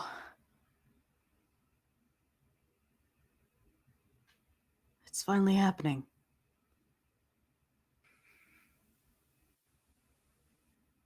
That's I gotta go look at my ribbons. And she like walks over to the closet and is like pulling out her uniform, trying to like find like the nice, like, you know, dressy sort of like the class A uniform, and is like pulling out this little ruler and like holding it up to like make sure it's the right amount of millimeters apart, and making sure every ribbon is there. And oh, I've got to upgrade, I got sharpshooter, like I got expert, like I gotta. And she's like trying to like pulling out boxes and trying to get it all right, and she's like, it's gotta be perfect. Like, very concerned about her ribbons. Yeah, and I think we kind of like fast forward a little bit to the moment as each of you stands. I guess the question is, would you use the local, the scientist church, or would you just get a friend to help do your thing? Is one of them like is one of them recognized by law and the other I one was not? like, yeah, it was one. Oh, Yeah, they're all recognized by law. Is Oh, yeah, okay. that's what I yeah. figured. People Okay. like Florence doesn't care. They're just like, please, for the love of God, just get married. Do something. I Do don't know. Make something. babies. Do like just whatever makes people happy. Don't give a fuck. Like, do whatever you want. um, How about that fellow soldier who told you miss? the We can be irony. like, gotcha. Yeah. Yeah, we'll call him Lieutenant Grimes. Yeah, probably Lieutenant Grimes has like one like suspender still on, the other down. Just kind of had to put this all together in like an hour or two. Underneath a tree near part of this place near the wall where there's a chip on the top of it.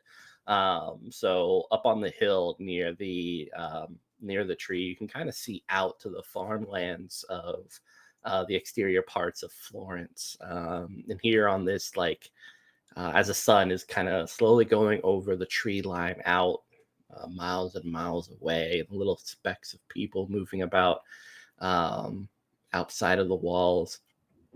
The the Lieutenant Grimes kind of stares at a book, which is he's looking at it upside down. A Great Gatsby book. And as he looks up, he's like, "Okay, people say love is patient, love is kind. Um, that's not true.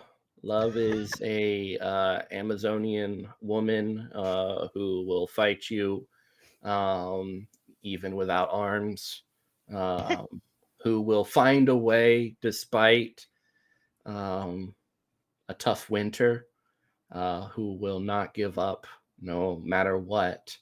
Um, because the choice that these three are making each and every day from here on out is to love each other without reservation, um, without witness, um, until the day that they die. Um, I'm not a religious or spiritual person. I'm someone who doesn't miss. He kind of winks at Ruby, despite some of the people here. Um,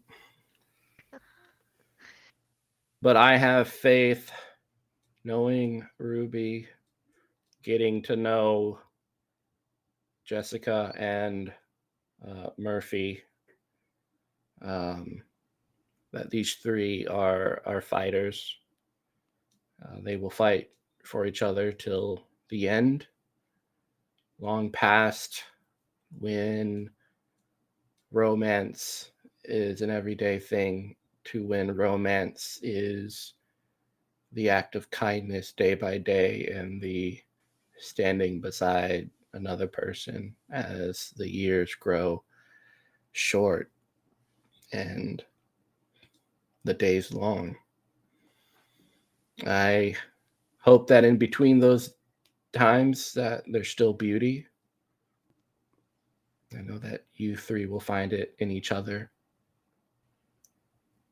But in the end, I think you all know that love like this doesn't come often and it don't come easy. That this will be the greatest fight you've ever had to keep on loving each other despite everything that's happening around you. And so, as per this book, y'all can exchange rings and then kiss. So do that. Like having no, like getting to know Lieutenant Grass. She's like, real nice touch. Like, like, Y'all just kiss now. Yeah, Now, dude, kid. do the thing. Do the thing so we can drink or something. Right. And Murph is gonna, you know, grab Ruby's hand and we're gonna take the ring and I'm gonna be like, you hold here too. And we're gonna both put it on Jessica's finger. Hmm. And then I'm gonna grab Jessica's hand and we'll do the same to Ruby. And then we And do the hopefully same. yeah, I was like, Yeah. hopefully they do the same for Yeah. me. Yeah. Forget her. Like Grimes trying to like wipe away a tear with like, God damn it. Get back here. And then I just get the biggest smile and I'm like, okay, so this is where we kiss. And like she winks at Grimes and like this is really out of character for Murph, but she is just the happiest she's ever been. And she like grabs Ruby and like does a little dip on Ruby, which is not something that usually happens. But I mean, Yeah, I'm you probably had tall. to do several pull-ups Yeah, for I this. was like, I had been waiting. Like, I was like, I'm gonna Yeah. do this in 3 weeks. Like, and then I like, and obviously, I would assume Ruby's pretty like stunned by that, and she like spins her out and grabs Jessica and does the same, and like rolls her back and is like, I'm so in love with you guys. After she does this, I think they're both probably pretty stunned. I mean, Ruby's just I'm not stunned. strong, but I just took control. She she looks at Jessica and goes, "We got to follow that up." Yeah. So can do that. Jess is going to grab Murph and give her the fingers through the hair, back of the head, pull her forward, very soft kiss, and say, I am so lucky to have you. And then she's gonna pull on Ruby's uniform a little bit, knowing that she's so careful with it. And she's going to lean up and give Ruby the also soft kiss and say, "You look beautiful, and I'm so in love with you." On the tiptoes. Yeah, on the Give it to tippy me. toes. We love a tiptoe kiss. Ruby is just stunned, like is just fucking stunned. She's almost never this taken aback by anything. She always at least has a game face on, even if she is stunned. But there's nothing.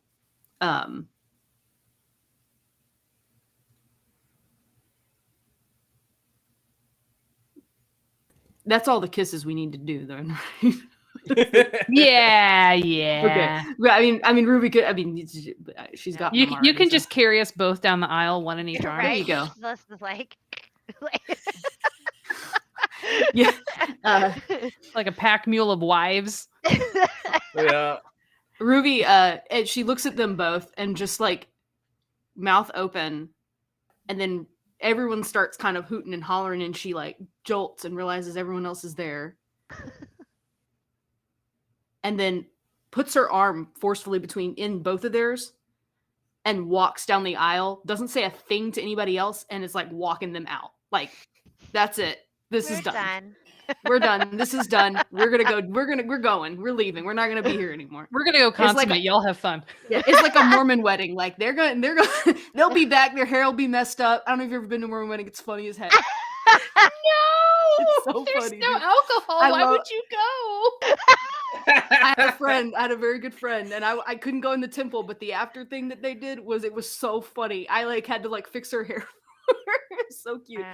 They Obsessed. go to another room just to ruffle each other's hair. Right? Yeah, I know. Yeah, it's- All right. Oh. Yeah, everyone gets 9 cards. Yeah, Oh. that's- 9 cards. Woo. We're gonna need him. I get the feeling. Shit. Mhm. Ooh. All right, this is helpful.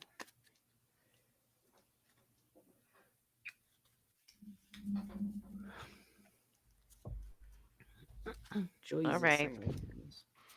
This is a lot of- Okay. You guys rock. I can't stand that this is the finale. Yeah. I know. I don't want to. Yeah.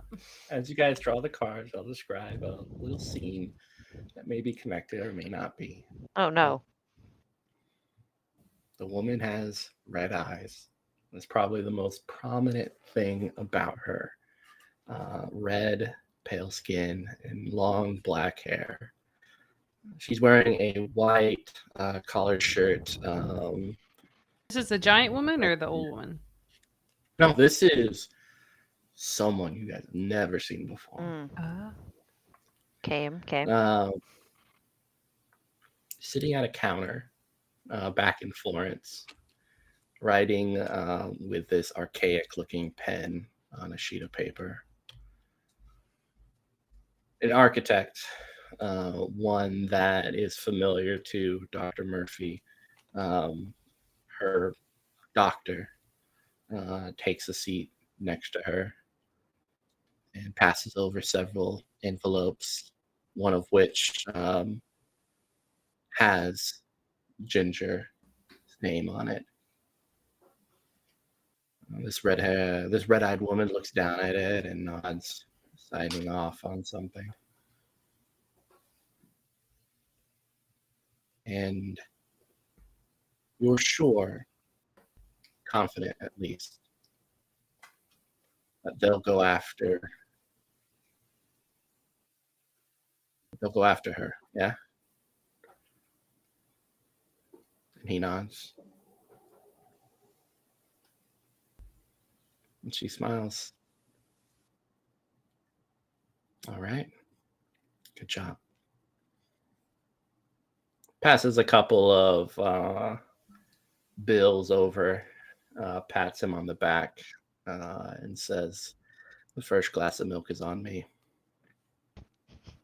before walking out of the bar. We're turning back to this wonderful, beautiful moment. In between the kind of frost-covered grass Two burly, strong as fuck women grasping each other's shoulders, blood on each of their faces and knuckles as they continue to. It has moved away from combat to just beating the shit out of each other. That point in the fight where you become too tired to really block, but you still have enough anger within you to throw punches. As the two go at each other. The others running around frantically this table, um, seeming to head to the log cabins to awaken something or some things. Ah, rude. Jessica with Ginger, a crossbow between the two, and a prayer.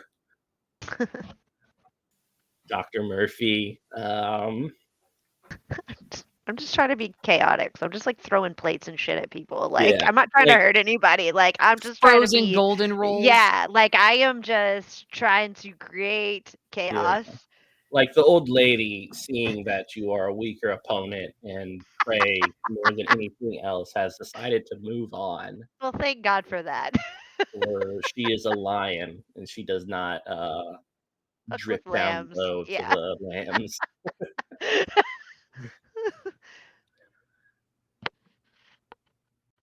All right, so it's your all's turn. You have uh 2 rounds before something beautiful I'm trying to happens. get that. So I'm trying to get that gun. All Just right, plain and simple. That's why I'm trying to create chaos here so that people get the fuck away. go ahead. Oh. If you can give me, so it's pretty much one success, you get it, right? Hmm. There's a consequence though, and that is getting kicked. Um, this big What? woman who's fighting Ruby is not far from it, but you Why know is nobody gonna that kick me? very capable. I I'm mean, really tall. They're just kicking me in the look, shins. So every rude. All right now. woman here knows how to bring their leg up all the way. Okay, they're true fighters. All True right, fighter. they don't play. So yeah, what you got Um, for me? what am I using to succeed? Athletics. Oh God. Okay. You can cry out for God, but you know that there is none. It's just you. Okay, you're giving me a plane? What is that? I don't. It's a Joker. Rude. Okay. Like, why does I it say want She's the taking gun. aviator? off. That's how she's getting out of here. Yeah, I was like, Shoo. I Meow. that's want. a unique power. Okay, Thank whatever. you. So I upgraded. No. there's that's one success, so you can get it, but you are going to take a consequence. Okay. All right. Let's get hit in the face or something, don't I? She messes up my moneymaker. Yeah. Oh, crap. Yeah. As you approach, you grab onto it, but not before the leg kind of reaches out and smashes that hand. So while your arm normally is supposed to go straight, um, Ah. it has cracked that way and bent. Take a trauma and steel. Okay. But you have it as you're kind of like unceremoniously then kicked in the chest as you Right. roll across with the gun still in your hand. All right. All right. That was you, Ruby. So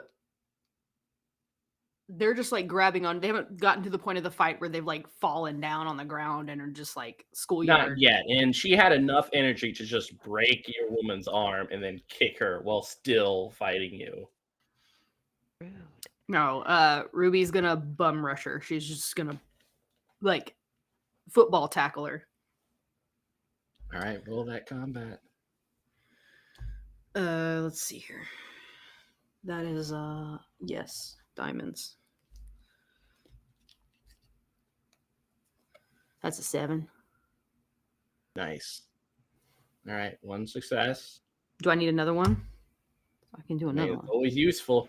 Always useful. And aces are 1s, right? Mm-hmm. Okay, then I'm gonna give me that's 2 successes. Perfect. 2 successes. All right. Are you gonna do exhaust?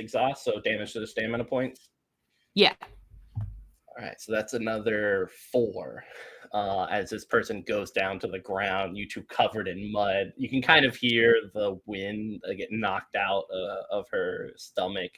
A little bit of blood and spittle running down her lip onto your head and hair. As you guys get down to this frost-covered mud, a little bit of snow kind of sticking to the top of your head as well as your eyelashes. She's smiling so much. She's like, this is what I've been waiting for my whole life. This moment.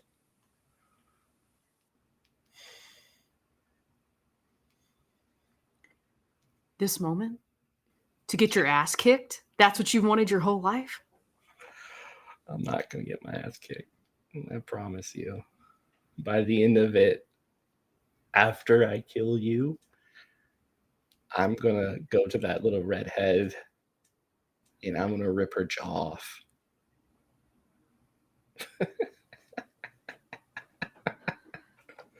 It's going to be great.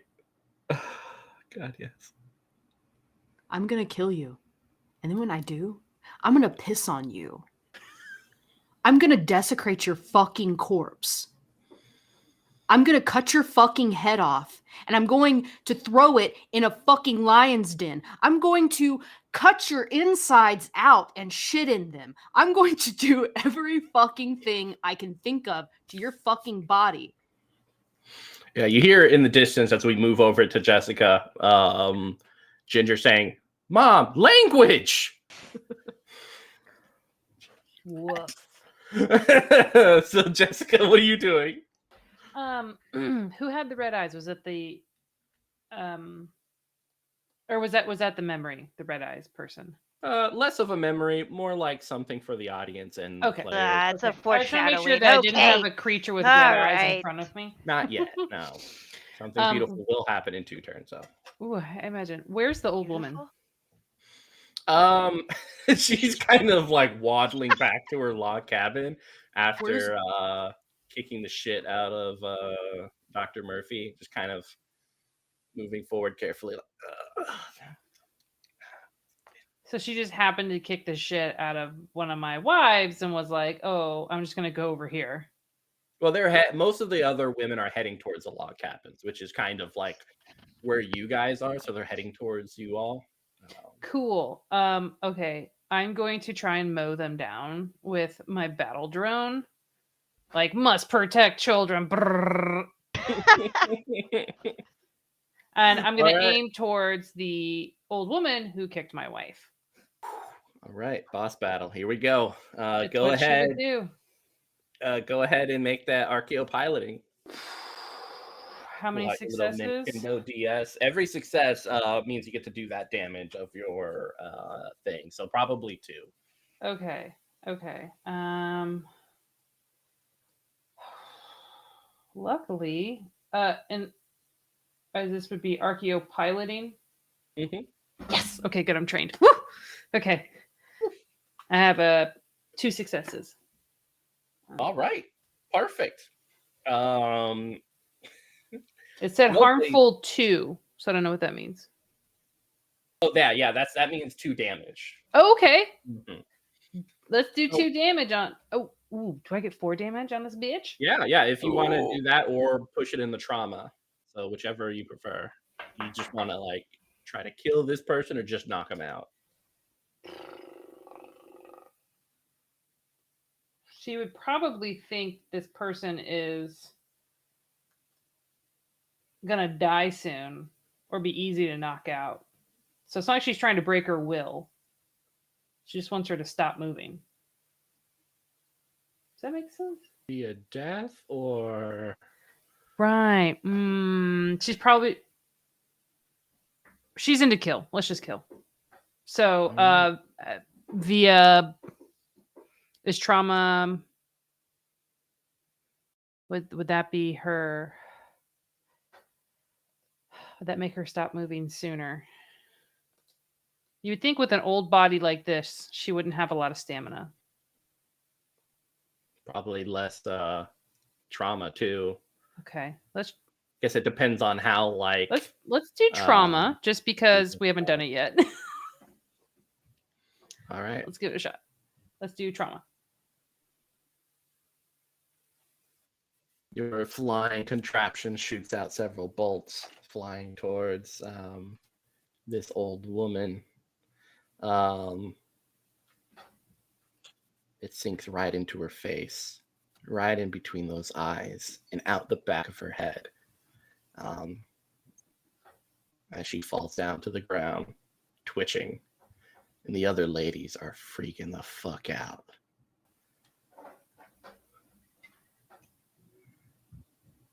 Jess is gonna scream, "I just want to go home!" Ginger's like, I need to get my armor. Or where are they keeping everything? Did you see? Yeah. In the shed over there. All That's where it is. right, cover me. She's like rolling around and stuff like that as you Attempt continue to cover. yeah. All right. Round. Oh, it's my turn. Oh The my God. NPCs get to go at the end of it. Fine. So How do we for stop you, Ruby, that? yeah. you deal with the consequences I give out. Okay. Yeah, part of it is like trauma reduces their consequences that they can deal out every turn. Yeah, it's another good thing about it. So for Ruby,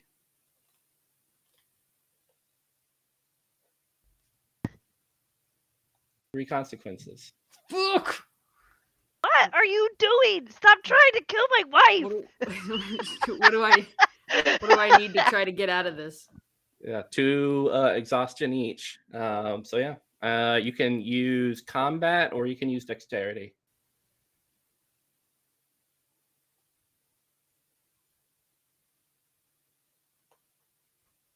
Yikes on trikes. Okay. Combat or dexterity. I'm trained in combat. And you said it's how many? 3? 3. Yeah, 3 3. consequences.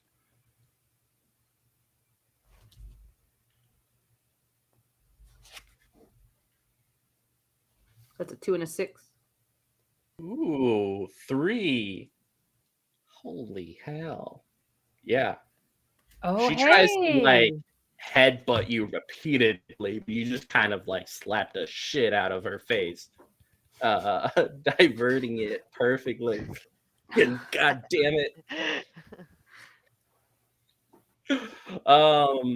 Ruby's like, I told you, I'm gonna fucking end you. Just like spitting blood onto the floor as she's like watching you. All right, and so I have more consequences to deal out to people. It's gonna be me. I'm really gonna die for real. All right. Who knows? I know. I'm concerned. Well, I'm not gonna say it. Never mind. I'm not gonna give Mitch ideas. Yeah, I was like, shut up. Nope. We're done talking. All right. So of the white robed individuals who haven't panicked from someone getting shot in the face, there are remaining 4. 2 are just making a beeline into one of the log cabins. The other 2, seeing Jessica, is going to deal with the problem. So Jessica, from each one, you were dealing with 1 consequence, 1 exhaustion. So a total of 2 consequences, each with 1 exhaustion. Okay. They do not punch well. Do I need? Is this combat or dexterity again? Yep. Okay.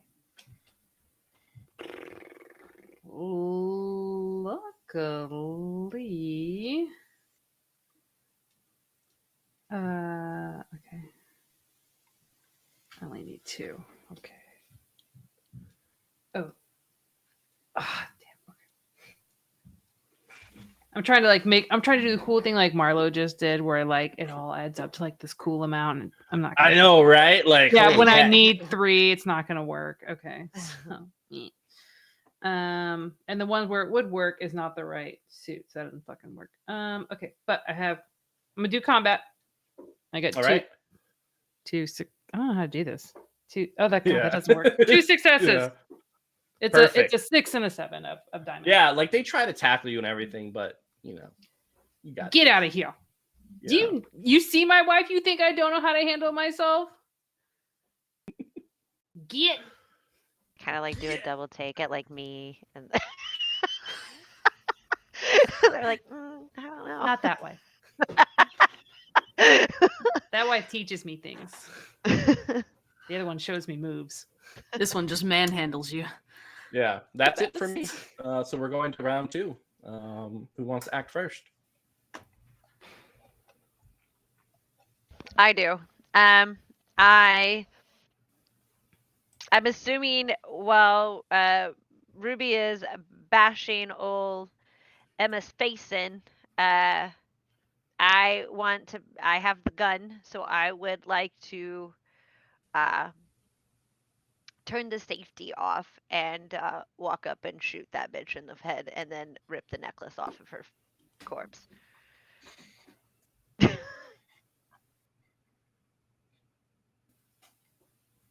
All right. Dexterity. Yes. All right. Yeah. Just one? What do I do here? Yeah, just one. It's a gun. All it takes is one. Oh. And you're auto dealing trauma because Mhm. guns don't play. Guns are pretty deadly. And I just need a club. Okay. Yeah. Which Killing would her? to kill her, yes. I'm going to turn her into a construct when this is all over. All right. Yeah, I mean, amidst the snow. This is Murphy's villain arc. Like, I ain't playing anymore. I didn't want to do it. You made me do it. And now I'm going to do it really well.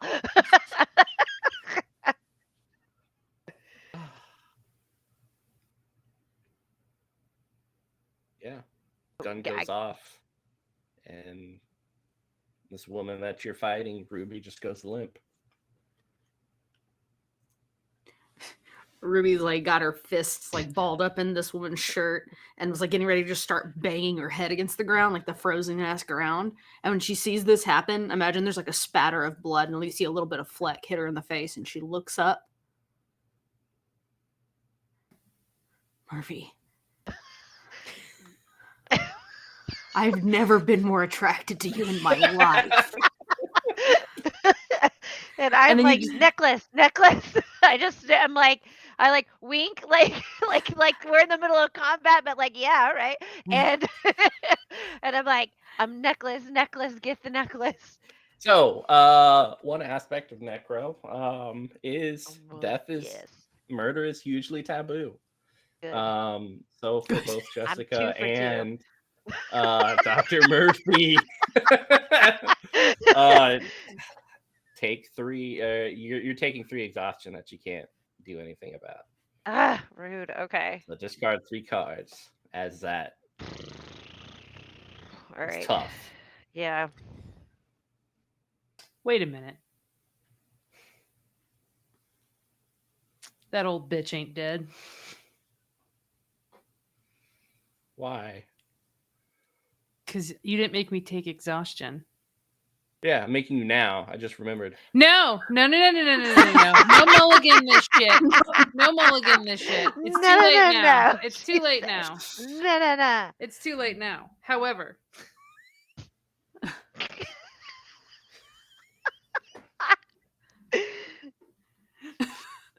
Oh, I'm dying. The audacity. The audacity. I was Look. I was thinking like, oh, Mitch, you're so clever. You did this like thing, and like, oh, I'm seeing through. You're such a clever DM. You just forgot. You're giving Yeah, me like what? Like, come on, like, look, I fly by the seat of my pants. I don't know if I'm a clever GM. I get by, What is exhaustion say again? huh? How do I? Oh, you just randomly discard 3 cards. Oh, okay. Shit. So this necklace, if I just like pull it off, I'm not gonna like. I could just do that, right? Just, Yeah, it's like chill. Yeah, that's yours. Gah. And are Don't you go gonna do- anywhere. I'm coming back to desecrate you. God She damn it. hands it to Murphy. It's like, It's got a Jack Nicholson vibe going on right now. Yeah, like hardcore. Ruby, your turn, I guess, or Jessica, whichever wants to go for next. Ruby stands up and is looking for Grace. Grace Stuck is up one the of the pregnant ones who woman. has moved into one of the log cabins. Ruby's then gonna yell, Grace! Your turn, bitch! Jesus.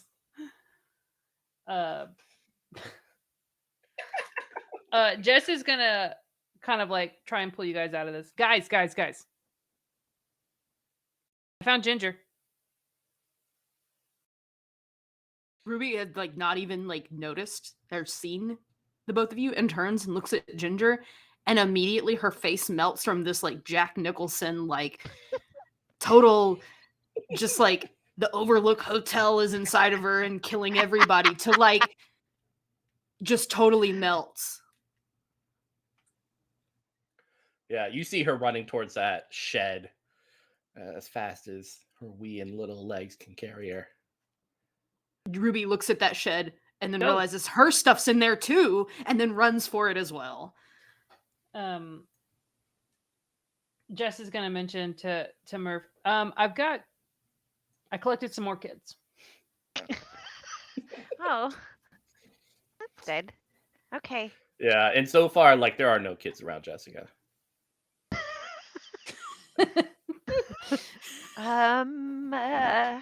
It's like, Wait, they're where? around, but like, I mean, they're floating about.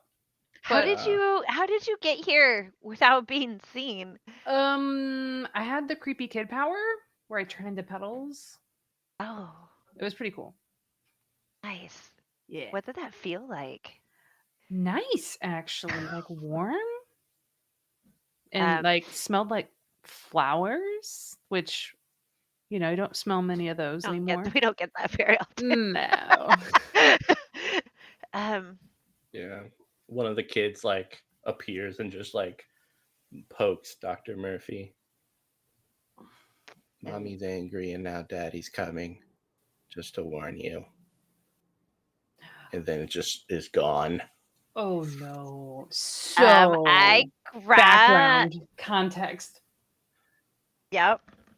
There's this like human centipede with teats, and I wouldn't suckle, and I think I offended her. So we're gonna unpack that later. Yeah. There are Yeah. consequences to not suckling. Sidebar that. And Jessica, it's unlike you to not suck a titty. you should have seen them. They weren't good. They were not. I got not. Mediocre standards. titties at best. Not all titties are made the same. Okay. I am going to blow the whistle. Blow the whistle. Mm-hmm. All right. Daddy's Bursting out. coming. And, like that little kid was like, "Hey, Mom's mad. Dad's on her way. Cool. Let's see Dad do some things Yeah. at my You beck see, and call." you now have command of 60 naked men as they burst out of the log cabins, running towards you, things flapping in the wind. Man, This is awesome. Can't escape these Imagery, guys. imagery Yucky, for yucky. days. All right. Hey, you want it. You blew the whistle. You could have not blew the whistle, but you Nope, blew I the need whistle. them. They're my reinforcements. Vanity. I look pretty. I'm tall and smart. That's it. I don't do much else. Yeah. And kind of coming step by step, this humanoid silhouette from that same like downstairs chamber that you went into, Jessica. You see this individual. There's definitely a boiler on the back of it as it starts to move forward slowly and then quickly.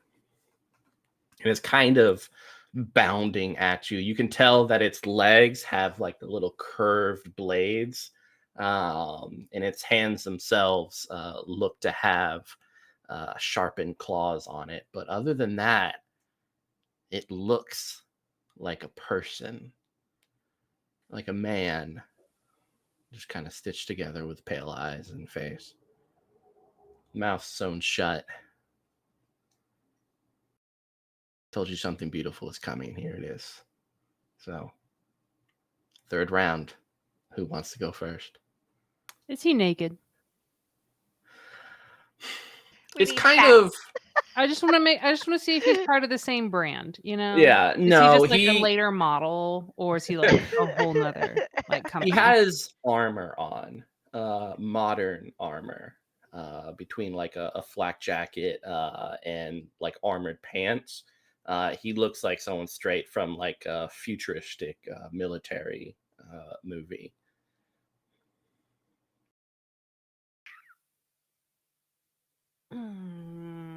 I obviously see this as well. Hmm. Okay. You have your whistle? They're Right, and they're on their way. Most okay, of so them they're are not here. there yet. No, They're they're most they're of they're there. Yeah, by the Oh end of yeah, the okay, second cool. round, you have Great. 60 dicks to do as you Hurrah, please. 60 dicks. All Yeah, I'm gonna be like, Murph, they're at attention. Phrasing. um all right. Uh I will go first and I am going to be like that doesn't touch me, my wives or my daughter or the children.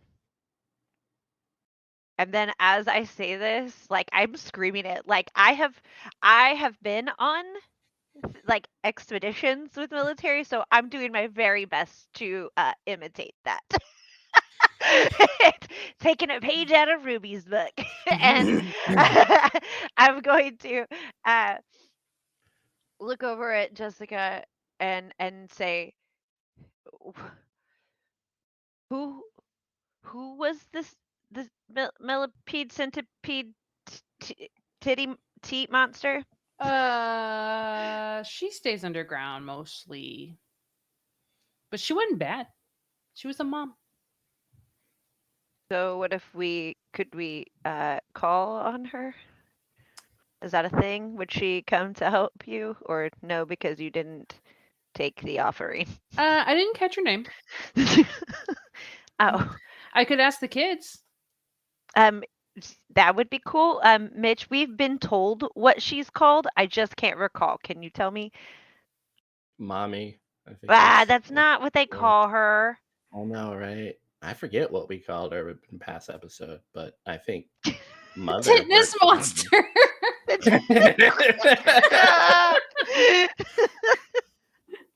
All right.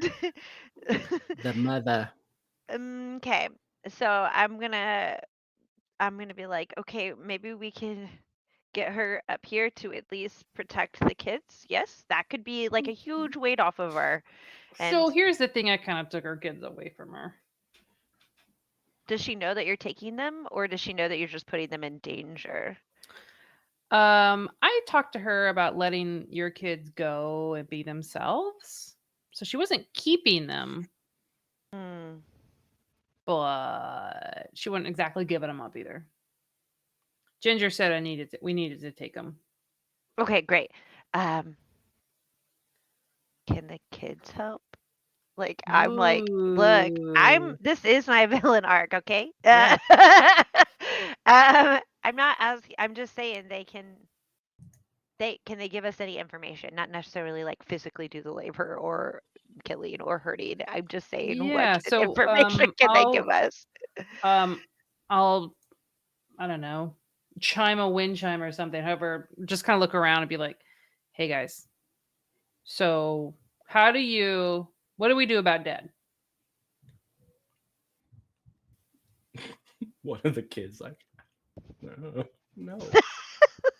He's never been released before. I've never seen him out here. Would Mommy help? No. Oh.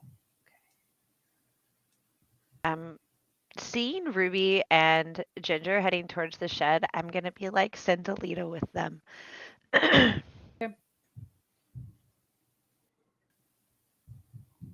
I'll send her out.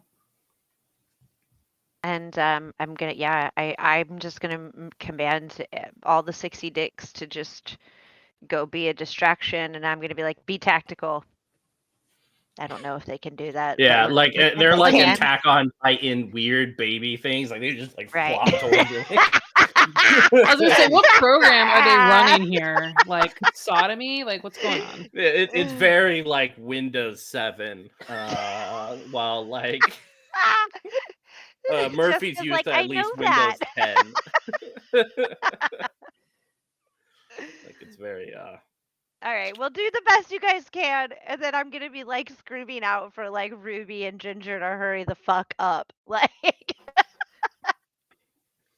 yeah, you Doesn't guys it take some time to get in that armor though?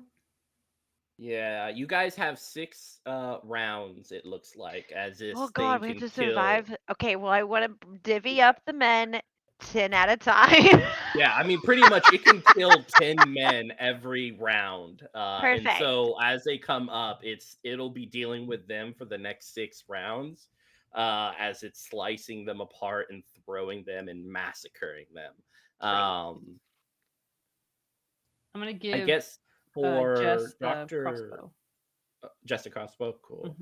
Or sorry, Murph the crossbow, because Jess had Jessica it. Crossbow. I want to like hold the gun up and be like, tink, tink, tink. I don't need your crossbow. Well, Jess is like, I don't know how to fire this fucking thing. For Murphy, did you want to do a something to do with constructs to kind of gain more understanding of whatever this thing is? I would love to do something like that. I don't know how or what I would do to do that, but yes. Yeah, it's probably. I mean, it's definitely a gear skill. You can use programming. Yeah, the neurological Yeah. programming. And how many successes do I need? Every success, you get asked a question, and I will Oh. answer truthfully and wonderfully.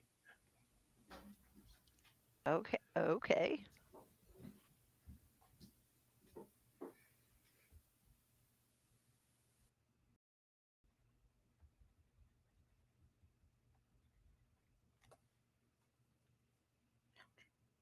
I only get to play 2 cards, yes? Yeah, if it's trained. Ooh, 3 successes. Wow. All right. What's your first question? Not the big stuff. Look, I've not done anything but run my mouth this whole game. So,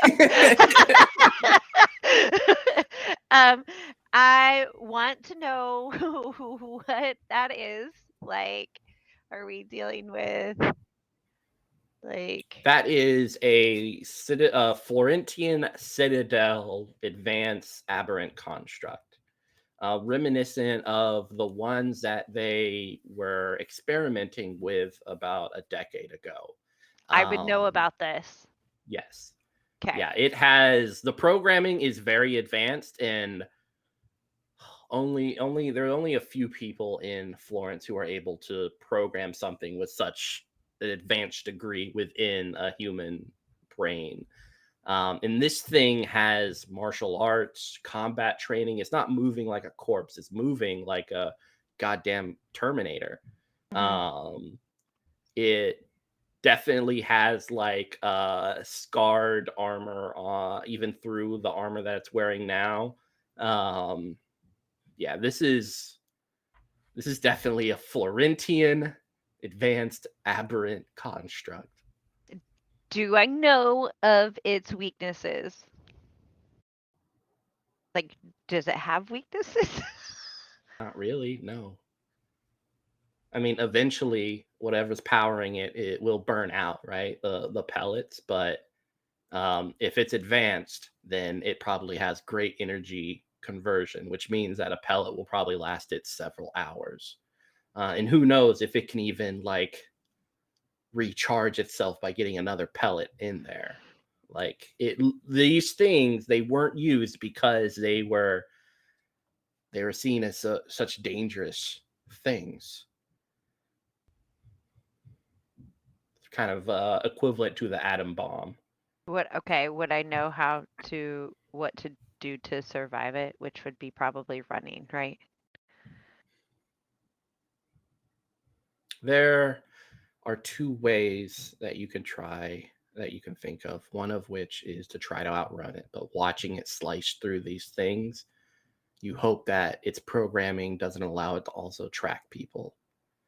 Because it certainly can run faster. It runs as fast as you've seen Ruby in like the Technophont armor.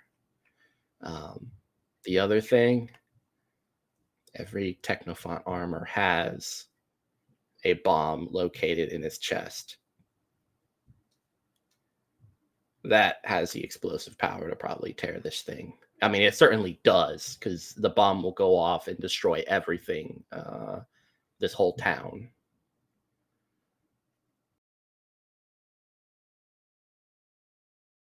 Okay. So those are the two things. Otherwise, we're talking 30 trauma points, 30 stamina. Aberrant constructs. Constructs in general are very hard to put down. Very hard. And ones that are trained for combat, even more so. So you know that. And I guess my question is, are you going to tell everyone that? Or are you going to keep it inside? That I weight. mean, uh, I'm going when I assume Ginger and Ruby are back. I am absolutely telling them that. I share that with Yeah. Jessica We'll say that 100%.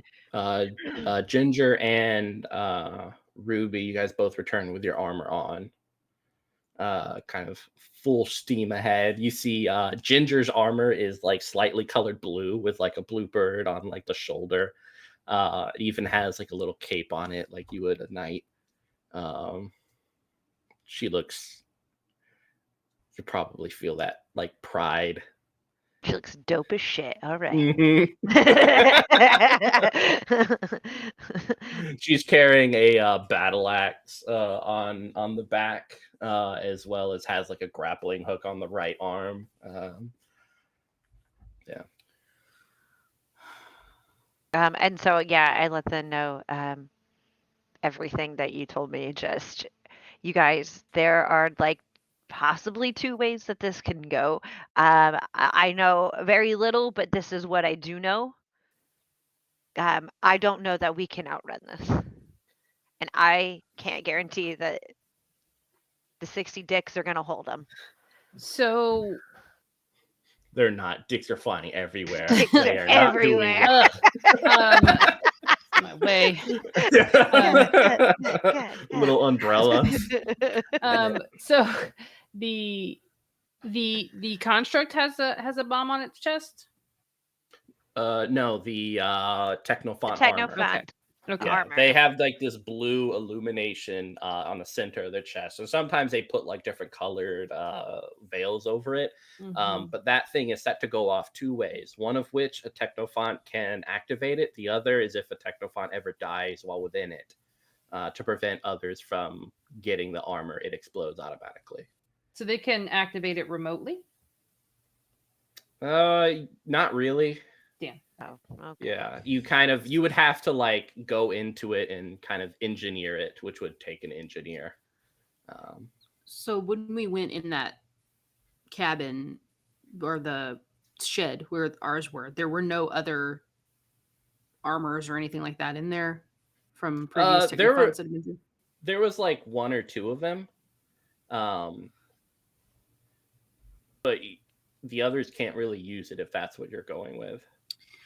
Yeah, I was trying to see if maybe we could use the bomb portion or grab it, and because I guess it needs us to be inside of it to activate it. Yeah, Or like they somebody. are, unless someone has like, and engineers know because they're the ones who build it. They're the ones who can easily be like, all right, well, I redirect this mechanism with this to be able to remote or activate it on a time code. Um, but yeah, as is, it's kind of like being in your car and trying to make it explode. Just like maybe turn the AC on.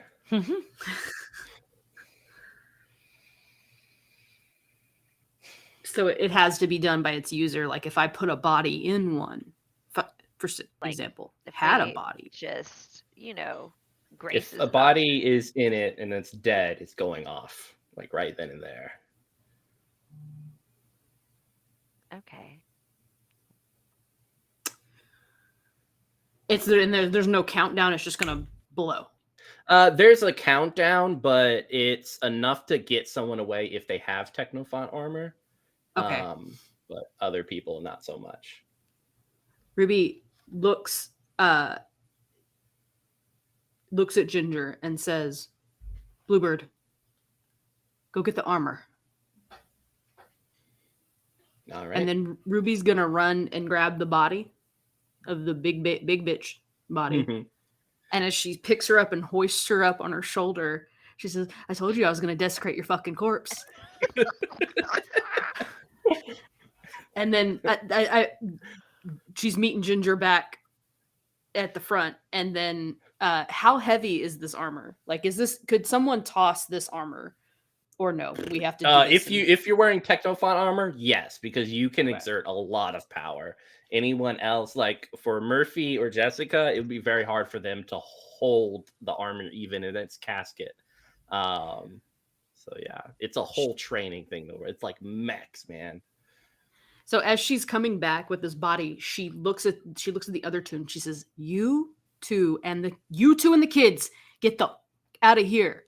Go." I just point to the tree line. Go. And go. I'm like, hey, can't they do the cherry blossom thing? Yeah, let's blossom out. Blossom out. Blossom out. Yeah. Yeah. Like around as this thing gets a little bit closer, you notice that the kids are appearing more and more, each one covering its ears like, I can't hear the song anymore. As they hold on, and they seem like they're in pain, like a migraine is shooting through their head as they grasp onto your hands.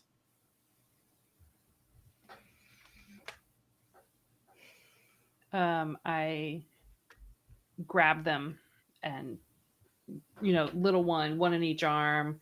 I like try with my One on the one back. arm. With my one arm that I have, I like holster my gun somehow, like in my apron.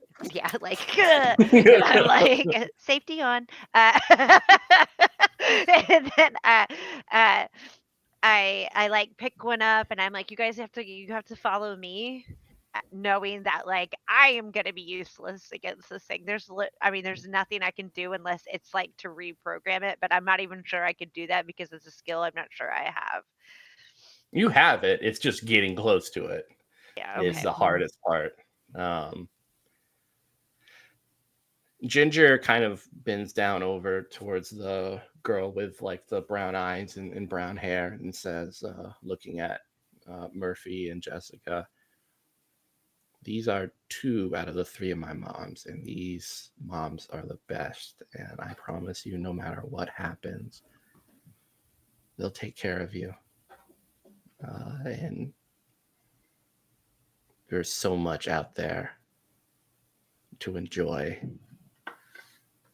It's nothing like here. They'll show you a world that you'll appreciate and that you'll want to fight for. And like the little brown-haired girl, like nods and grabs a hold of Murphy and starts running towards the entrance of this place. Ginger looks over at Ruby.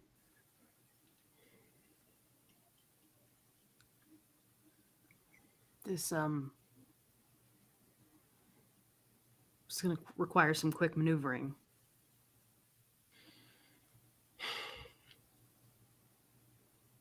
Yeah. You ready for this? I'll engage it, try to pin it down. If you can throw it when it's time, I'll get out of there and hope that it can't outrun your throw. Yeah. All Let's right. go for it. She like cracks her head and pulls out like this 1-ton axe into her hand and starts like a pellet gets automatically dispensed into the boiler in the armor as this thing just kind of fumes with hot air and steam, roaring to life with fire as she starts running towards this thing the moment it like tears down the last 10 and engages.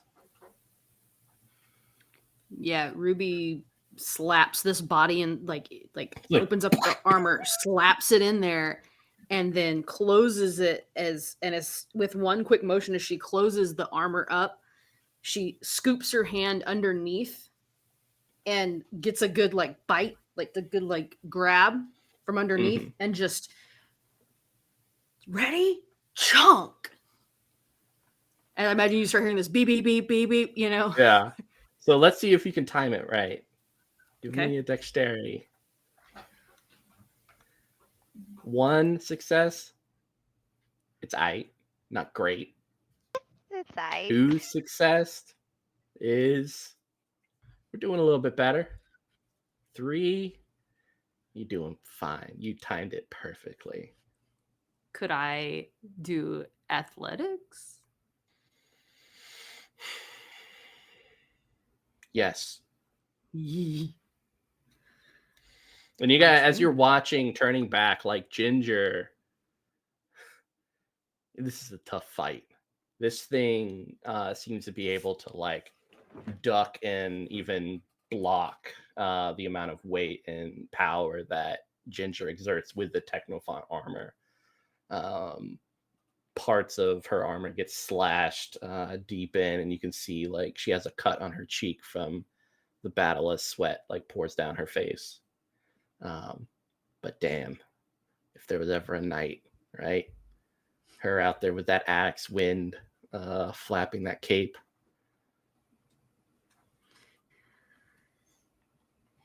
Okay. I think I've got this.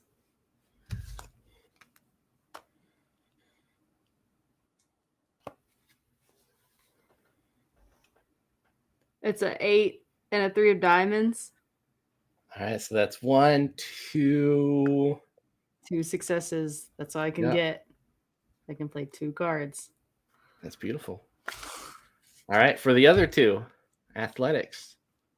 Same thing. Just getting away. Oh shit. All right.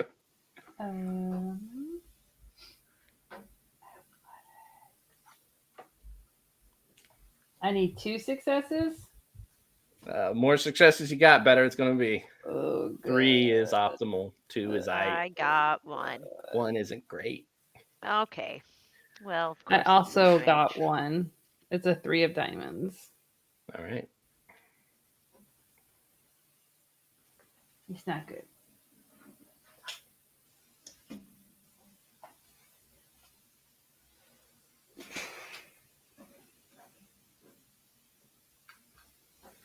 Do it. Hurry up. Come on, Mitch.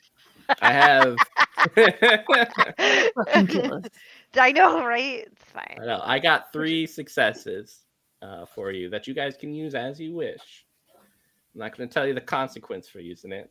But if you choose to use it, there will be a consequence. what are the consequences right now? The consequences, you are running from an explosion. Between the shrapnel and the concussive power, the further away you get, the better. And you two aren't running as quickly as you need to be. We're laden And with children. yeah, the children, like, goddamn, maybe, I don't know, kill the dead weight. I don't know, but Oh my god. Okay. drop the dead weight. Damn. But that's not the type of people you are. So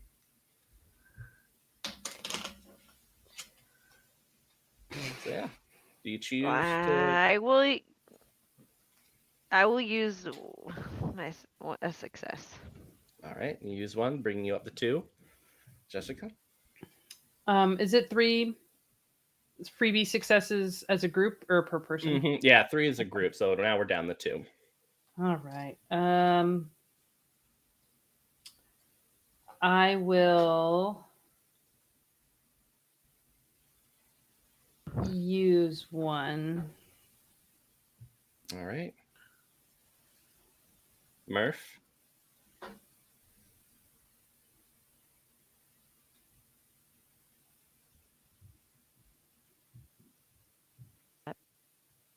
Actually, I'm gonna ask Holly and I only know like Lady. Oh, Kelly. Sorry. Yeah, Sorry. Lady. And I'm Lady. asking Holly and Lady. If you I don't am her mind, lady. could you take off your headphone and I will give you the thumbs up when you can put it back on. Oh my god. I hate everything. No, like Okay. Murph, you understand the tactical things that are occurring right now. Your 2 wives aren't running as fast as they should. Ginger is watching them, concerned, and you know she's thinking about doing something to save them. Those successes I've been DVing out are hers, because you raised her right. You know, she's always going to look out for everyone else instead of herself, and do what she can to protect the kids and her moms. So the question is, what are you going to do about it? You have she has one more success that she'll probably leave for you to make sure that you get out unscathed. What are you going to do? Everything is up to you in these moments as you eat this thing across, and you can kind of see the snow fall like ever so slightly, slowing down time. Your daughter locked in combat with this aberration.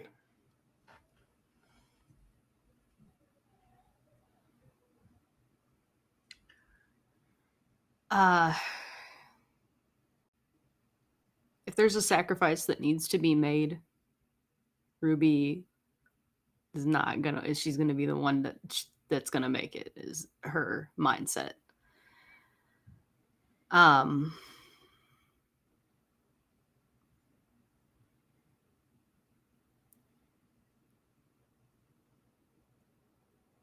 I think as she does, she throws this, and in this moment, she looks. She knows it's heading in the right direction. She gives a look over to Ginger and sees the look on her face and knows something's wrong, and glances back to see that they're not far enough away.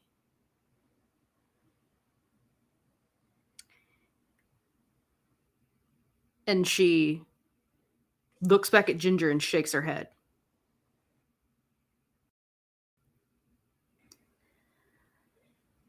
I think the way that, I guess the question is, how would she give her successes to them? Would she go and like block them from shrapnel? Yeah, pretty much if she can hold this thing down, using her own body to kind of reduce some of the concussive force in a direction. It's like putting a tank in between you and a grenade. So she tosses this body, Ruby tosses it, sees this look, looks back, and then she's like, nope.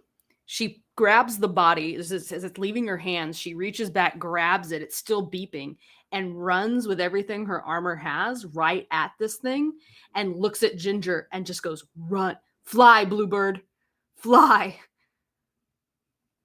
She's gonna be the one to block it from that direction as the blast takes, and it might blow her too, right? It's gonna blow her too, but it'll give them the extra time with her blocking that blast from that direction. Is my intention. I think that would work. Do you think that would be Yeah, functional? I think that's perfect. Okay. That's it. Yeah. You kind of think back to that moment when uh, Grimes was speaking to you three, where it's echoing in your head. It's a fight. It's always a fight, and you have to keep fighting when you don't want to fight until it all ends.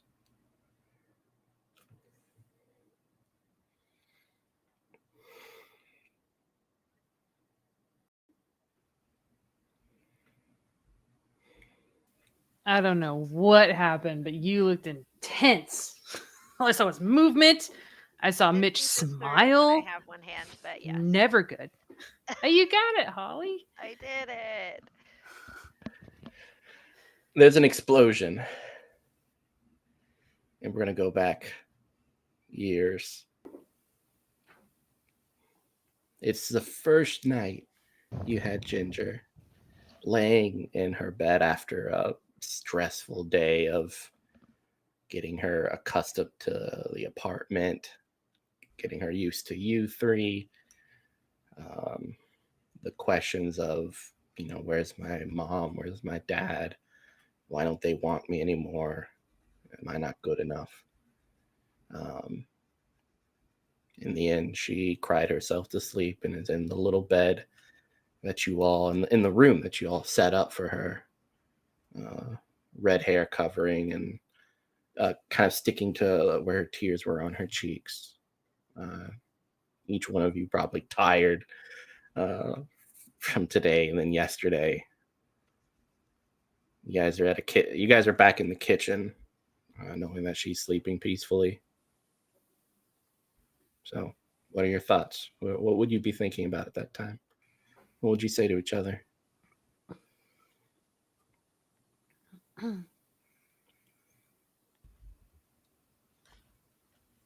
How old was Ginger? She's like around, like, we'll say 6 or 5. You know.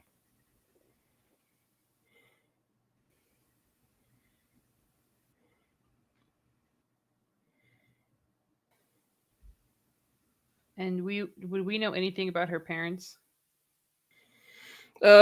Somewhat. You know that while they were able to conceive, being parents, like, they just felt it was not for them. And while normally, that would be okay, like the government's like, please have this baby and we'll make sure the baby is put in a loving home, but just bring it to term and let it flourish. Okay. I think it's good that she's crying because that means she feels safe enough to be vulnerable. So we got it. I mean, we're doing something right. She feels a little safe. Um, but I think we should always talk about her birth parents. But we're her moms. And when she gets older, she'll know that.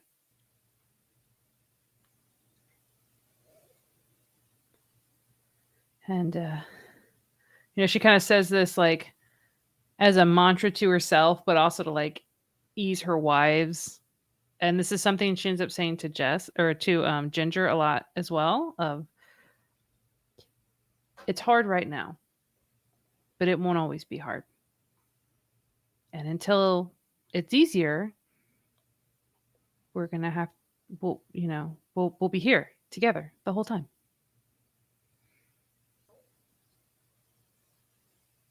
And she grabs Ruby's hand and Murph's hand and gives them a little squeeze. says, I'm gonna make some coffee. Coffee.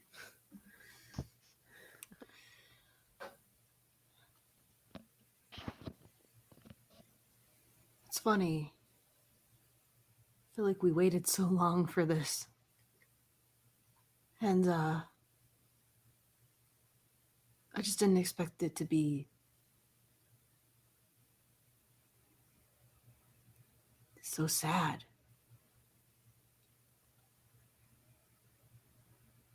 Sad for you or sad for her? For her, but it's heartbreaking. I just.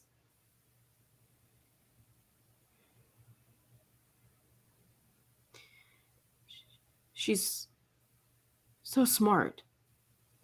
Already, I can tell, and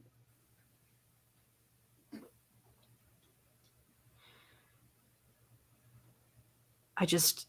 I thought. I thought once we got a kid, I thought it'd be all. It was what we wanted. It would be everything. And I gotta believe one day it will be, but this was rough. Yeah.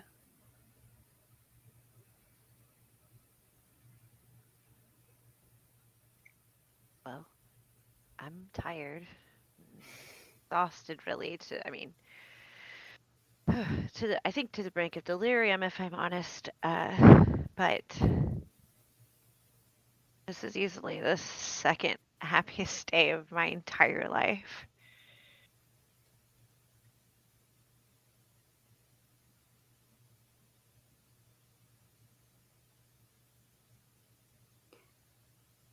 I just am really grateful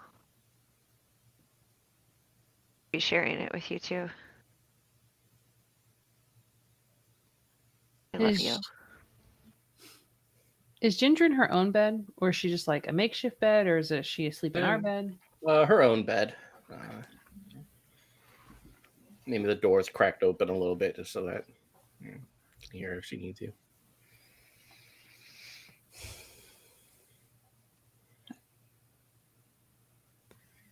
I love you too. And I think I wouldn't want to do this with anybody else but you two.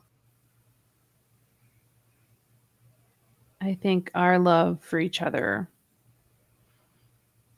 will ease her pain because she'll see that she's loved too because she's part of our family. That's all.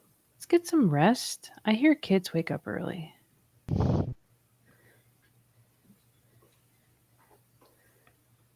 So, kind of echoing in Murphy and Jessica's head as you feel the cold, damp grass beneath your face. Um, you don't know when it happened, but you blacked out. You feel little hands kind of like shaking you all around you. You feel a slight dampness to your face as you touch the blood a little bit on your cheek. Nothing serious, but cuts and scrapes. Um, you feel sore, and you hear the same words, right? Back at the marriage, you fight, and you continue fighting, even and especially when it's hard. As you get back up, you look back, and where the town was is a crater. Smoke, fire, and destruction. You must have been out for a couple hours because it's daytime. The morning, the sun is creeping up over the trees, and the snow, which has stopped falling by now, is about half an inch thick on the ground. The crater itself looks like a white flower in bloom between the fire and the buildings.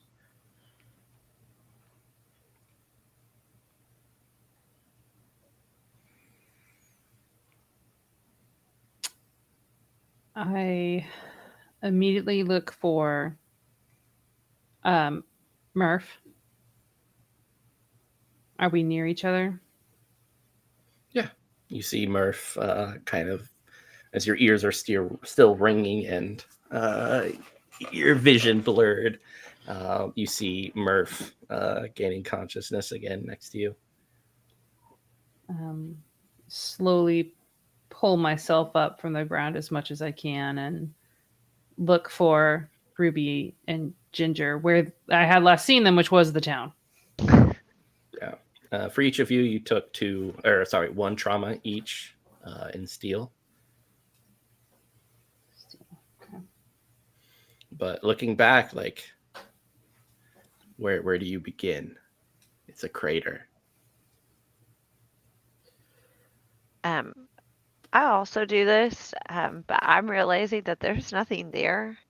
So then I started like just like scanning. I mean, like I completely turned my back to it, and I'm scanning for anything, anyone, the children that are supposed to be with us. Yeah, Like the I children are next to you. They were the okay, ones who were kind of like moving you away. okay, great, great. Okay, well Those there's little that. hands. Yeah. Um, and I'm like Ruby, Ginger, uh, and I'm like trying to like clear my face, like I've got like stuff in my eyes, and I'm just like screaming out like where please where are you, like, and I mean it's just pure desperation at this point because I realize that there's nothing left behind us, so I'm trying to look forward to see if anything's in front of us. Yeah. Nothing in front except for the trees. You can tell that the kids are kind of getting anxious and also uh, worrying as your kind of desperation starts to leak out to them. I asked them if they saw. Have they seen Ginger or Ruby? No, but the song is distant, and it's that migraine still in the back of my head.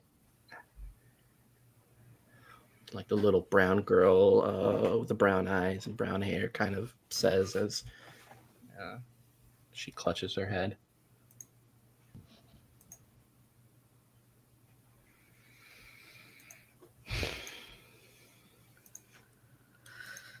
Where are we gonna go? What's gonna happen to us? Uh, First, we gotta. You said it's daytime, so like the morning. Mm-hmm. Um, uh, and the town is completely obliterated. Like there's not houses or anything. No, yeah, it's like a bomb went off, and it's Gotcha. just you know, Um, we're gonna look for. Would I know? I don't know if Ruby would have mentioned it. If those bombs go off, does it like obliterate the armor too, or would there be like shrapnel to identify? um, yeah, I mean, there'll be shrapnel, but trying to find it amongst it all would be difficult. It's kind of trying to find the shrapnel in a warhead afterwards. Like, there's probably pieces, but the explosion is so great, and that it'd be very hard. Okay. Um, Murphy she's at this point she's like screaming Ruby, Ginger, and it's like hysterical. Um, and for like a quick second, she realizes that the children are seeing this, and it's like disconcerting for her because she doesn't ever want to like hurt a kid.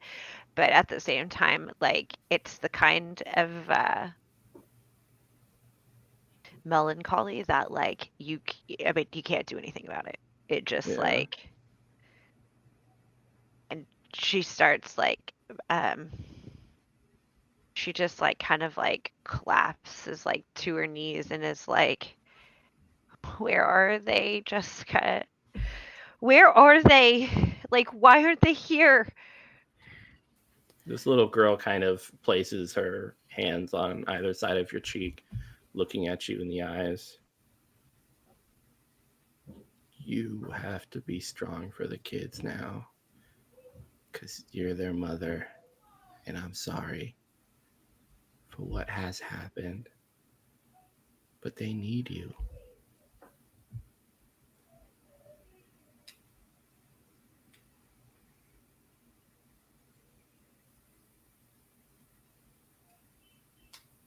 Murph reaches into her pocket and she pulls out a bottle of pills. And Murph is going to take not I mean, we're not trying to unalive ourselves here. We are trying to uh numb the pain.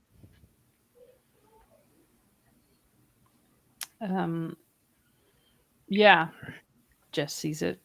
Let you do it. Yeah. And just like that feeling that she had for Ginger and Ruby, it's gone. The same love that creates the pain in absence. It just apathy.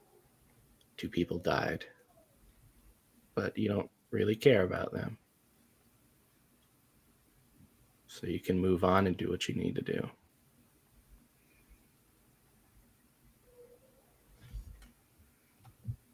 Yeah. Starts like looking over as a doctor. She starts looking over the kids like one by one just to kind of make sure that everything is like intact and they're not hurt in any way that she can fix immediately. Yeah, they all seem fine except for some cuts and bruises. Everything's superficial. It Okay. seems like you guys took the brunt of the explosion.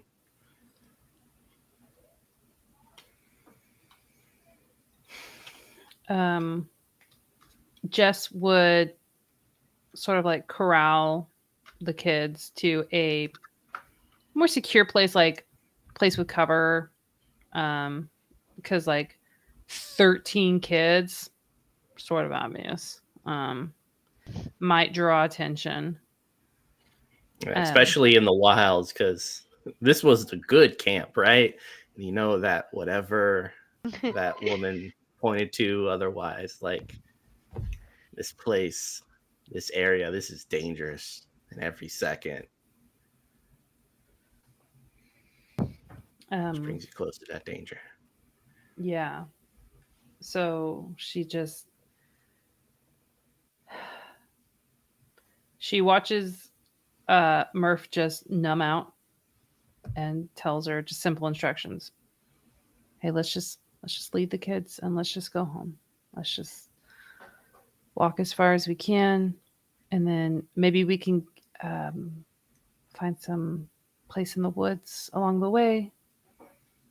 And we just got to get back home because Ruby, that's what she would tell us to do. But and Jess is kind of looking around, seeing if there's like footprints in the snow or like in the dirt, anything that could give her hope that like this, what she thinks happened, didn't happen. There's nothing. Snow covers everything. Like a little blanket along the trees. There are a few bluebirds singing among a patch of them. She's just gonna walk silently and standing tall, but like tears just streaming. It's her daughter. Her daughter and her wife are gone. So we're gonna go back. Oh, sorry. Go ahead. No, it's okay. No, I was just gonna say, when Murph took those pills, she did it knowing that Jessica was gonna have to probably carry the burden on her own.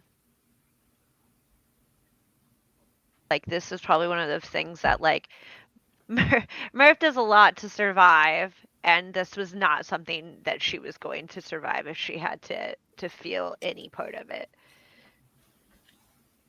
Yeah. So we're gonna go back to the night before you guys set off on this adventure. You three in bed with the fire and the hope that you will rescue Ginger. Maybe you're afraid of what's out there in the wilds, never going that far out before. Certainly, this will be a time for Ruby to be concerned because bringing these two out into what constitutes a war zone is tough. You can't always save the people or protect the people you want out there. So with you guys in your bed, amongst the pillows and covers, the window behind you is open, so a little bit of that chilliness of winter is starting to set in, and but makes like cuddling under the covers so much better. The moon shines in, and every now and then you can kind of almost hear those phantom noises of Ginger rummaging around in her room.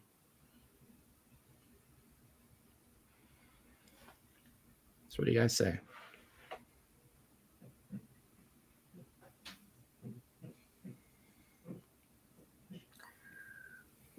Whatever happens. I think this is like this.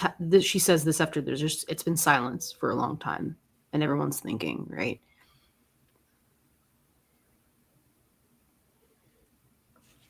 Whatever happens, I'm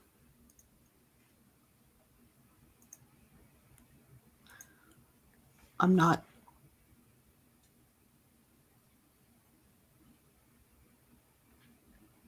I'm not going to let you die.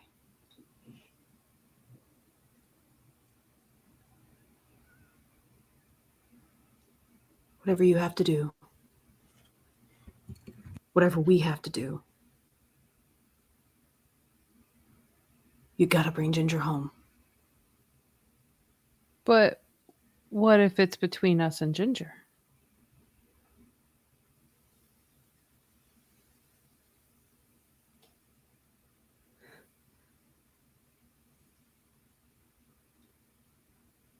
I'll cross that bridge when I get to it. How come you get to be the hero? You're always the hero. You don't get to die.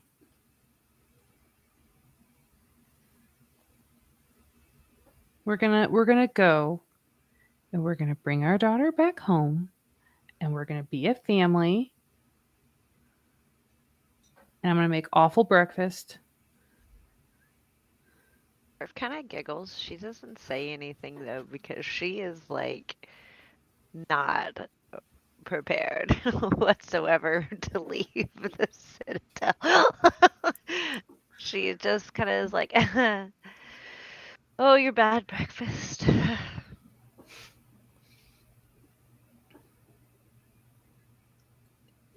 It's out there is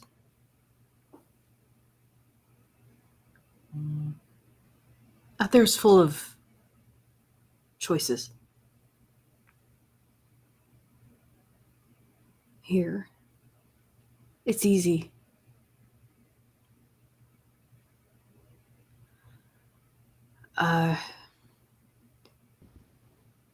Sometimes inadvertent choices mean the end.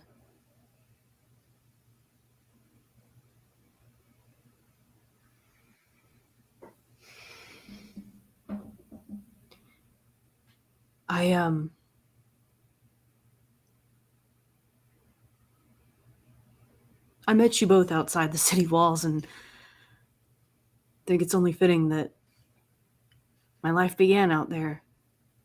And I got this.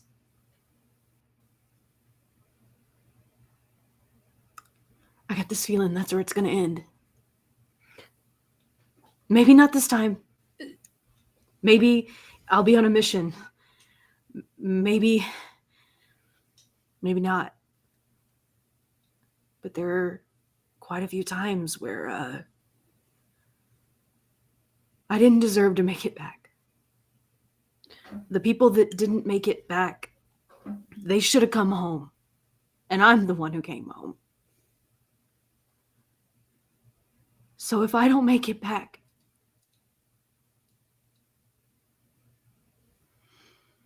don't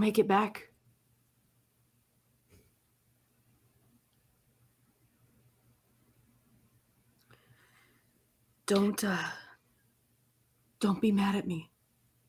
How are we supposed to do this without you? If you're not coming back, I'm not coming back. I mean, You're our main spoon, our I the appreciate the middle of our sentiment, quilt. Ruby. I do. I get it. You have to understand though that we're a team. You and me and Jessica versus the world.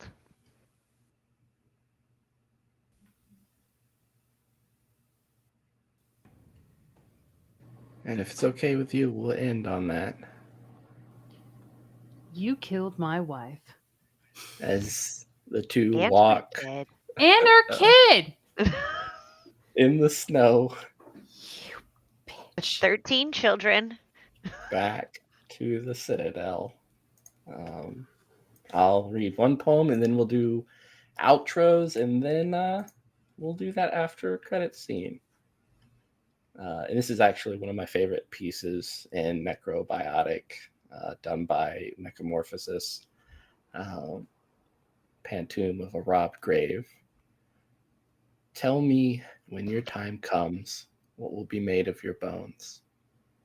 I have a riddle. What would you call something no longer seen but valuable? Air, spirit, time, memory? The answer? Stolen.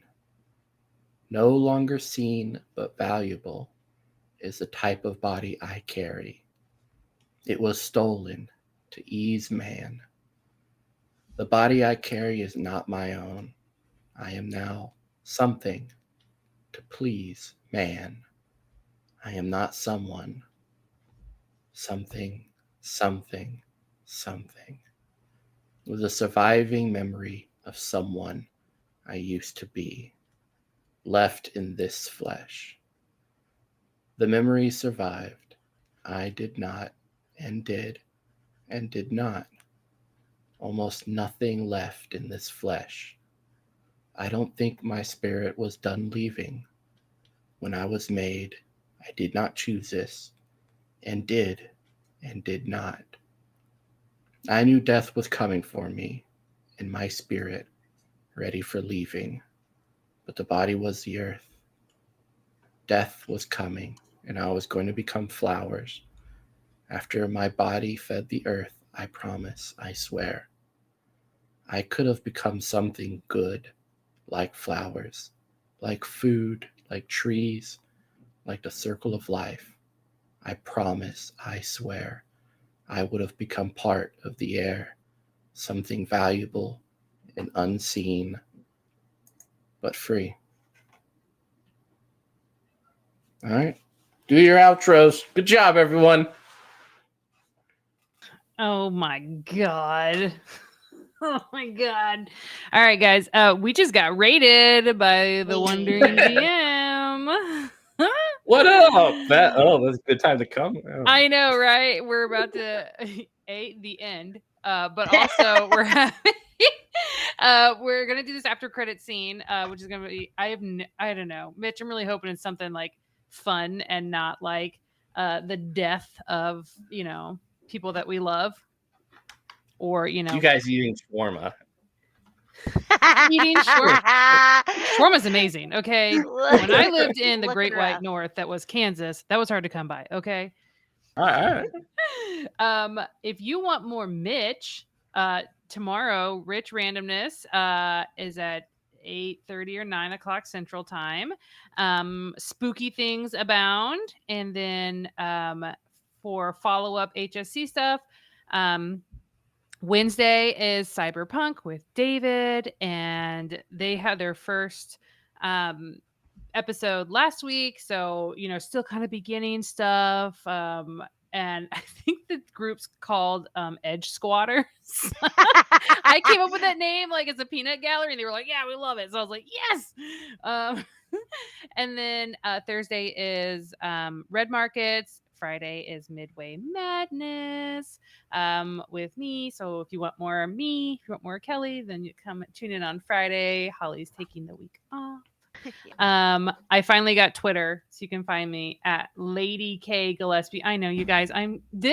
This show made me want to get Twitter. I'll tell you what, because I wanted to like get it out there more, and I'm not cool enough. So I was like, I want to get Twitter.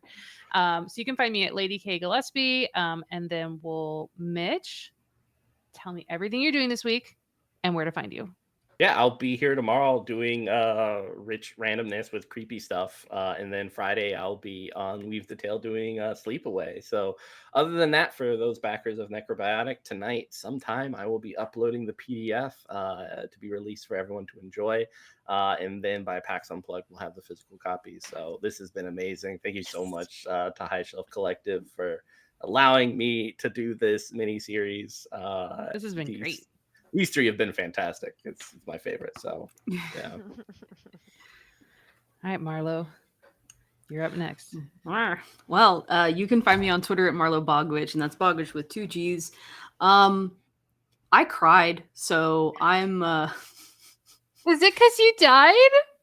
Well, I don't know. We got to see what Mitch says. I don't want to. I mean, because we didn't have our headphones on. We were here like, this is weird. What's going on? And I know like, what's happening. I don't know. All I saw is there were like hand movements. Yeah, there's lots of hands. But yeah, I'm not gonna be anywhere else this week. But go check out Other Doc's channel. They'll be playing Cult Divinity Lost. I would be over there, but I'm studying for an exam. I wanted to be here for this because this is the finale. But I got an exam on Saturday, and I'm freaking the freak out about it. It's all right. I'm good. It'll be fine. You're fine. It's fine. But yeah, and you can find me always over on the Misconceptions Podcast Network on the 2 shows over there. Mitch is also on Tales to Inspire with me, and I think we actually might be the chaotic duo. I think if we had more episodes, we would have ended up being a chaotic duo together because by the end we kind of started aligning on some of our beliefs and things. But it's all good. It's hey, it is what it is. But it's a lot of fun. We're punching Nazis, 1940s. I play a Hollywood starlet who has man problems, which is my guess what? It's not a game. That's my life every day. I'm just joking. It's not that bad. It's bad, but it's not that bad. Anyway, so yeah, check me out. You can find me over there. I love horror. I love playing horror, so I'm always up to be in horror games. Hoping once I get through these exams, I've got 3 of them, I can go back to doing some more GMing. But we'll see how that goes. But yeah, excellent game. Necrobiotic was fun the first time I played it. It's been even more fun this time. This crew it's been so dope. It's been so good. Holly. All right. Hey, I'm Holly. You can find me at OMG Holly D on Twitter and everywhere else. I will not be playing Midway Madness this Friday, but you can catch me the next Friday playing Midway Madness, and I will be playing Lemon. She's great. But yes, tonight was great. Mitch, thanks. Yes. Also, I'm gonna punch you. And I don't want to thank Mitch until after. I do want to thank Kelly and Marlo. You guys are fantastic. My wife. And I had a blast. It was awesome. Thank you all for tuning in. Yes. Thank you guys. Yeah, thank you. All right, Mitch. All right. Do I get to load up on all 6 cards? Why are you scuttling away? Why are you scuttling away? Oh, all right. After credit scene, I promised it, and someone came. All right. Phrasing. I know, right? So, Ruby, you feel the cart underneath you kind of moving. It's kind of lopsided wheel going over the dirt path, trees, kind of in between some of the light of the moon as it kind of drifts down to you. Um, you feel sore, so sore. Open your eyes and you notice several like bags of. It's hard to tell what it is, but each one is wrapped up nice and tight, kind of for winter. Um, you hear the horse out in front chugging along. Um, Whispered conversations between whoever is driving it.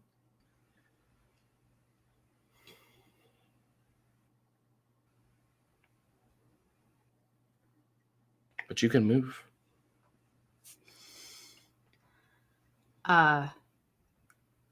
Is this a sort of like, it's just a cart? There's no, it's not like a covered wagon sort of thing. It's just a cart being pulled by Yeah, a just horse. pretty much a cart. Yeah, pretty basic and rudimentary. Certainly not something associated with Florence.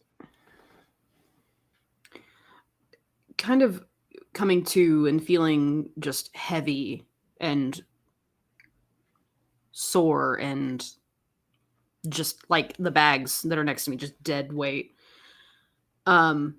Wanting to jump up immediately and start asking questions, but not really having the energy to do so. Kind of open my eyes and kind of get a look at whomever is talking up front, trying to tilt my head enough so that I can see without alerting them that I'm awake. Yeah, you open your eyes, and out front, it seems to be like this older couple. Um, from the backs, you can tell they're wearing like plaid shirts that are somewhat matching, just slightly different colors. Um, One is completely bald, while the other has like this long silvery hair. Um, what they're talking about is still hard to make out, but she laughs or giggles every now and then and kind of just bumps him playfully with her shoulder. There's a pathway that they're following, one that seems to stretch out farther into like these valleys, and you can almost see the tippy top of a chimney with smoke and farmland surrounding it.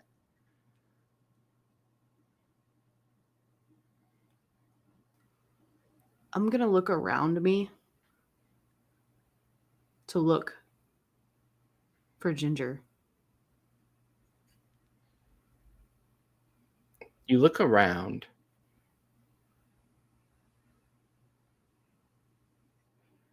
There is an individual with red hair laying on the cart.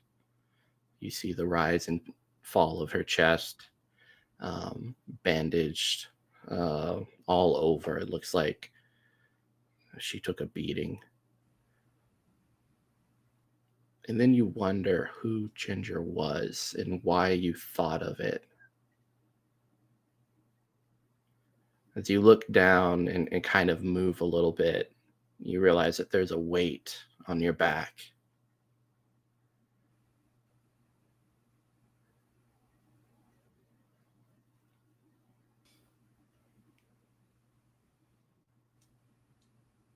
But on the cart, there are some pieces of broken glass. If you have the courage to muster to look at it. Yeah. Just try to slowly kind of roll over to look. Yeah, rolling over to look. The image reflected in this mirror you don't recognize. But then you don't even know why you thought of yourself as Ruby to begin with. Your face is patched work of flesh. Not rough, though, soft. There's a red scar on your face. But on your back, you can kind of see this boiler sprouting from your back. a little bit of steam coming from it. And then as you look at yourself, you just kind of feel yourself just kind of breathe back as you lose consciousness and yourself once again. After credit scene. Boom! All right, let's get out of here. We did it, guys. I didn't know if you could see Holly's message, but it said "Dirty Mitch." Jesus. Good job, everyone. I knew you were gonna do it. I knew it. Oh The- my god. Oh my god. Okay. Well. And there are rules for playing constructs in the book. Hey, Oh my! Can oh I my tell God, them what so happened? Season Yes, please. 2. Yeah, please do. So the successes y'all took were Ginger's successes. So if Ruby didn't like sacrifice herself to like stop Ginger from doing that and protecting y'all, it would have been Ginger. Okay. But she's breathing, so she made it. But we didn't see her. Where's she breathing? Well, I mean, there's a red-haired Next person to but her. Oh, in the that's right. cart. That's right. That's right. yeah. Mhm. Well, okay. Look, if love conquers all, I'm sure there is a path. I'm just gonna reprogram her when I find her. It's fine. Love me, damn it. Oh my god, Mitch, you're brutal. Good job, everyone. You guys wanted Yeah. it, so